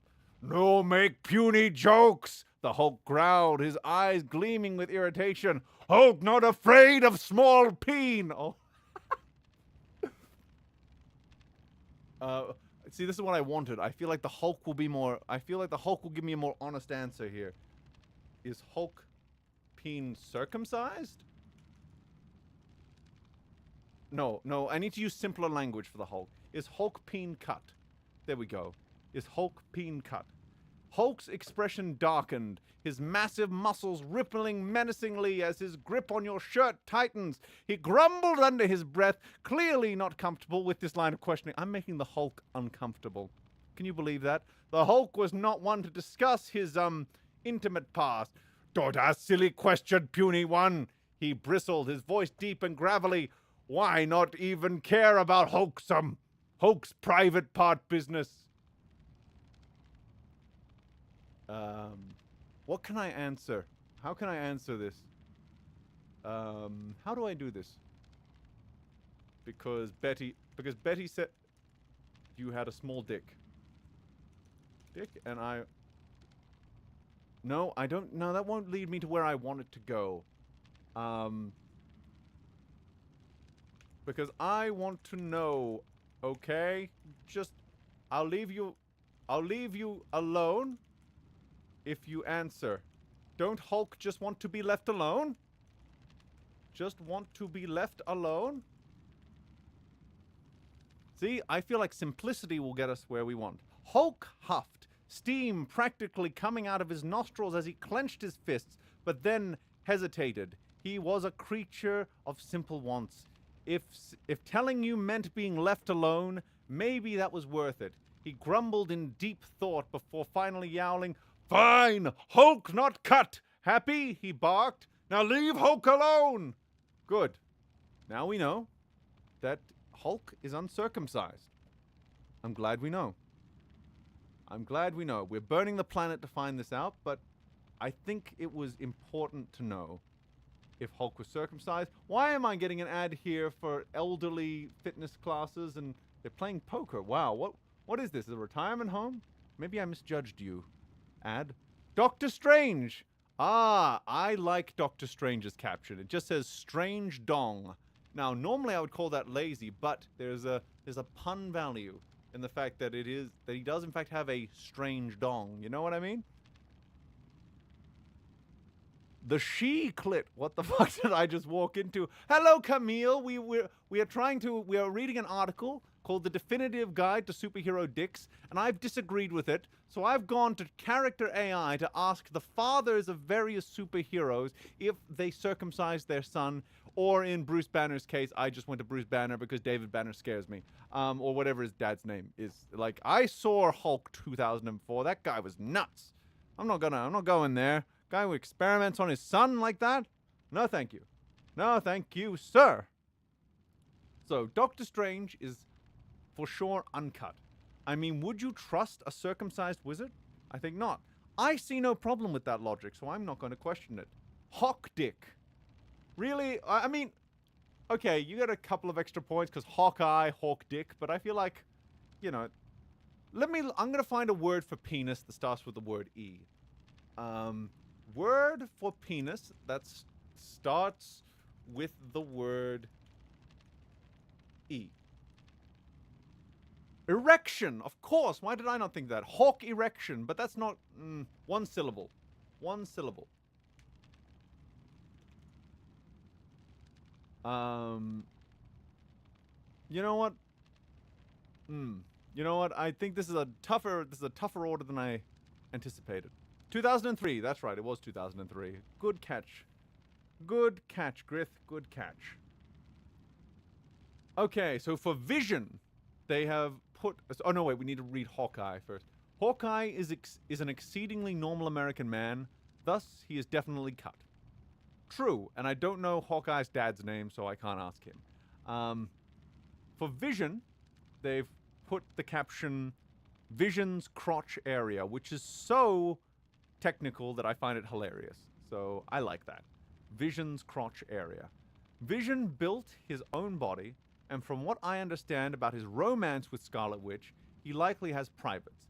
But even if he decided to build himself a penis without foreskin, he's never been circumcised. True! Oh my god, true! Because circumcision is not, you know, it is not a state you can be born into by its very definition. You need to be circumcised to be circumcised. So if you made a penis that had no foreskin, that would be an uncircumcised penis without a foreskin. It would not be a circumcised penis. Genius. Absolutely genius. I hope whoever wrote this article got a raise for that one. Absolute genius. Star-Lord's next. It's the caption is Star-Chode. That probably shouldn't make me laugh as much as it did. It even, and it has in brackets, joke, I'm sure it's a fine dick. I'm sure it's a fine dick too. I mean, I'm sure the guys on that one episode of Parks and Rec know. He was born in America sometime in the 1970s, so he's cut. True. I can't deny that. You cannot deny that. Let's see. As for Groot, well, he doesn't have a penis, it would seem, which is the description underneath, and the caption is Groot's lack of D. I would have said Groot's lack of wood. Personally. But that's just me. Rocket. Raccoon dick is what they have, which normally I would duck points for, but for some reason the term raccoon dick really appeals to me. I think it's because they use dick with 2 C's, and raccoon also has 2 C's. So I think that's where my affinity for raccoon dick comes from. So raccoons have different anatomy than humans, most notably a penis bone. So they really do get boners. Eh? Eh? I'll see myself out. And thus cannot really be circumcised. Raccoon bones are considered to be, by some in the South, to be a lucky charm, according to Mental Floss. What are you guys doing in the South? Jesus. Don't want to go to America right now in general, but especially staying away from the South if that's what you do with luck charms. God damn. Drax. Ah, the caption here is Drax Dong. The Drax Dong. I like the alliteration, and it's satisfying, both one syllable. Good shit. Good shit. Considering the amount of body modification Drax already has, it wouldn't surprise me if he was circumcised. My theory, however, is he's uncut, but he has a Prince Albert piercing. I choose to believe that, and I will have no AI tell me differently. I think we have a winner, though, because we just arrived on The Thing, and what do they have for the caption? The Thing's Thing. Eh? Eh? Eh? I like it. The Thing is canonically Jewish, so logic says he would be circumcised. Although I was dubious of the fact that the Thing has a penis at all, Stanley has commented on this important issue, telling Variety Fair, I guess common sense would say it was made of orange rocks too. So that's why she stayed for so long. Anyway, I don't have any problem with that logic at all. Oh my god! We're here! We're here. We're here. I didn't expect to encounter this person here, I must say. Because it started off with Batman's cock, so I wasn't expecting to end up with where this conversation began with, Mr. Fantastic Foreskin. Mr. Fan Foreskin. Haha. Here we are. We have a part of this article dedicated to Mr. Fantastic's foreskin. I'm glad that we have made this journey together. You and me. We're nothing but mammals. Let's do it like they do it on Discovery Channel. We're going through a phase right now. You are so right. You are so right. We are so going through a phase. All those people over on the EFAP anniversary stream, and here I am talking about superhero penis so that I can get my hours up. And other things up. So many things are going up today. We're going up in the world is where we're going. We've got 2 hours of stream and God knows how many to go. Let's go. In the same interview, Lee also commented on the genital situation of Reed Richards, aka Mr. Fantastic. I always thought it was more interesting to think about Reed Richards, Lee said after he was asked about the Thing's junk.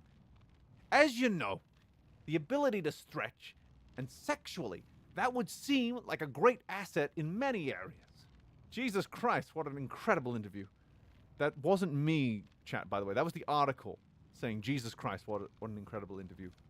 And, you know, I agree. I do agree with that notion. I just want to make sure that it's not, you know, those are not my words. Those are the article's words. I believe in giving credit where it's due. Whoever wrote this article. My feeling is that although Reed Richards was circumcised at birth, he can use his powers to uncircumcise himself whenever he feels like it. And that kind of plays into what we were talking about before, where if you had a female version. Oh, by the way, the caption on the photo is Elastadick, if you're wondering. But this is kind of what I'm telling you of. You had a female version of Reed Richards, right? Mrs. Fantastic, if you will, or Elasticlit, whatever you want to call it. Elasticlit.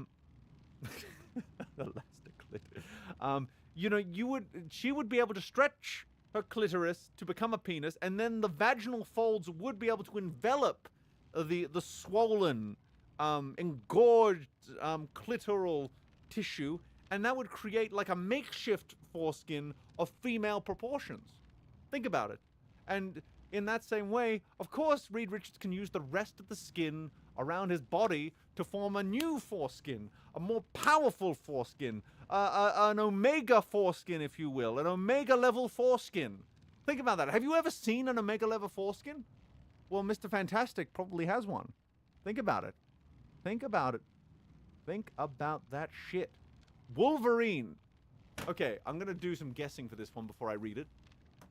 I think they're gonna say that Wolverine was circumcised because he was born in the 1890s, but his mutation hadn't activated yet, but I think he grew back his foreskin when he got his powers. I think once his powers kicked in, he grew back his foreskin. Actually, how does that work? What happens to injuries before? Does his epigenetic code kind of imprint those as just part of him, so he grows back like old scars and stuff that he got before his powers turned on? How does that work with healing factors in general? That's something I haven't really thought about before. But they call it Wolverine's junk, which so uncreative. We already had when you said Iron Man's junk, that was kind of creative because he's a mechanical man in a suit. But yeah, not a fan of Wolverine's junk as a term because it is lazy. You could have said his seventh claw. You know, that would have been something. You know, his adamantium dong. You know, his hairy Goliath. That would have been out of left field. The Canadian cock would have also been good. But just Wolverine's junk. That's just not got anything really going for it as far as wordplay goes. And I feel like they were writing this part in a hurry. Doesn't Wolverine have scars? I would need to look into that further. But that would be an interesting thing to look into and how that works mechanically. So the X-Man's healing powers only manifested during his teen years. So there's a chance that he could be cut. But his backstory has been changed and retcons so much over the years, who the fuck knows? That's actually better than what my guess was. Because who the fuck knows?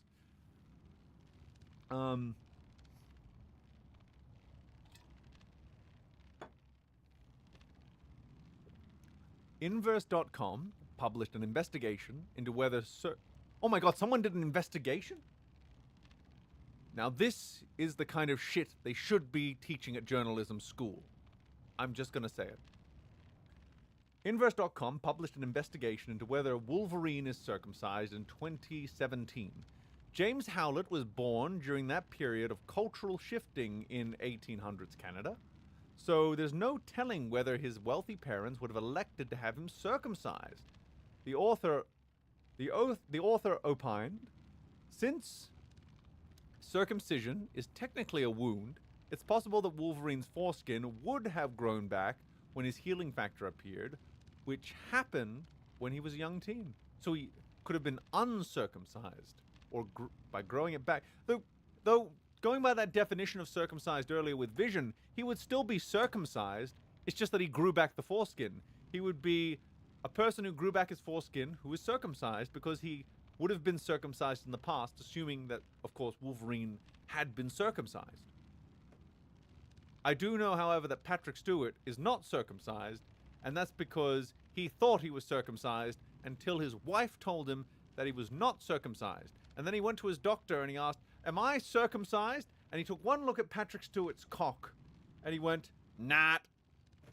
And that's the short version. You can find the long version somewhere on YouTube, I'm sure. But now you know the state of Patrick Stewart's phallus, and that he went most of his life thinking he was circumcised when really he wasn't.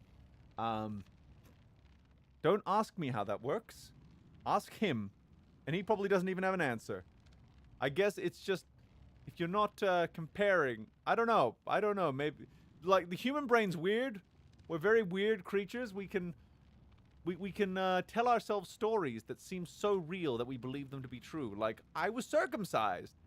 And then when your wife looks at your peen and goes, "No, you're not," you question everything, because if there's anyone's opinion that you trust on your peen, it is your wife. Your hot wife. Patrick Stewart has a very hot wife, just so you all know. Anyway. Circumcision, wound, young teen. Yes. Based off this information, I think the Wolverine grew back his foreskin when he became a mutant. Furthermore, there's an iconic scene where the Punisher blasts Wolverine's dick off and he grows a new one, which presumably has its foreskin. That's true. That's true. Even if he didn't, like, grow it.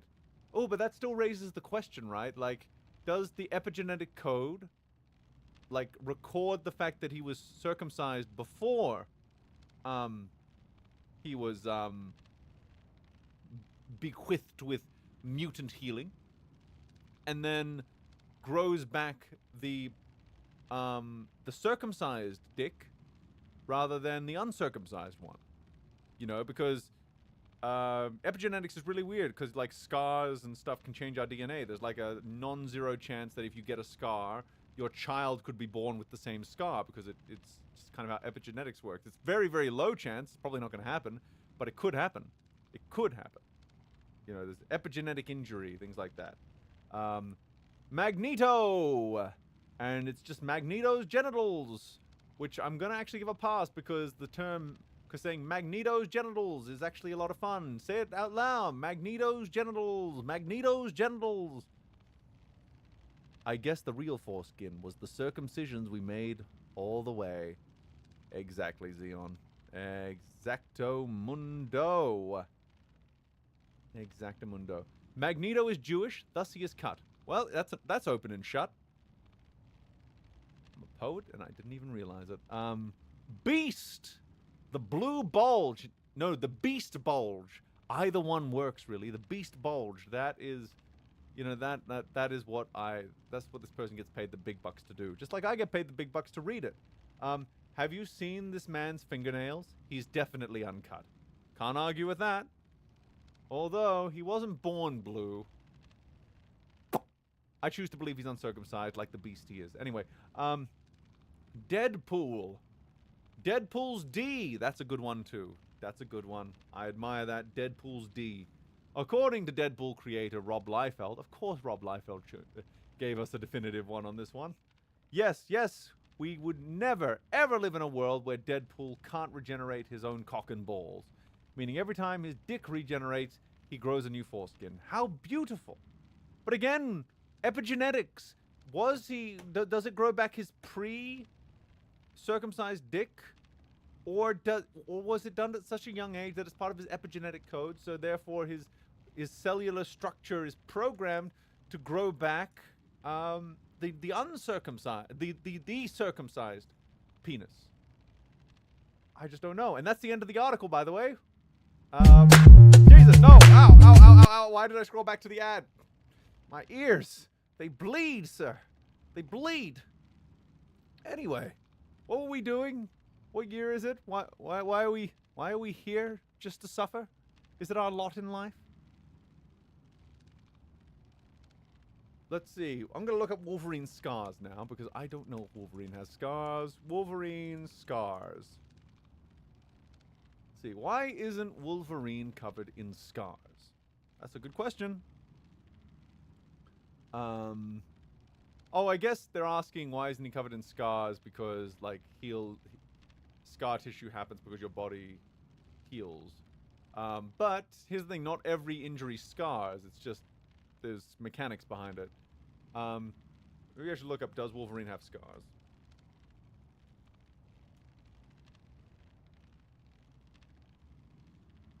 Well, the AI overview thinks he doesn't, but you'll excuse me if I trust but verify there. I mean, again, I feel like there's like how did the epigenetics of Wolverine's healing factor work?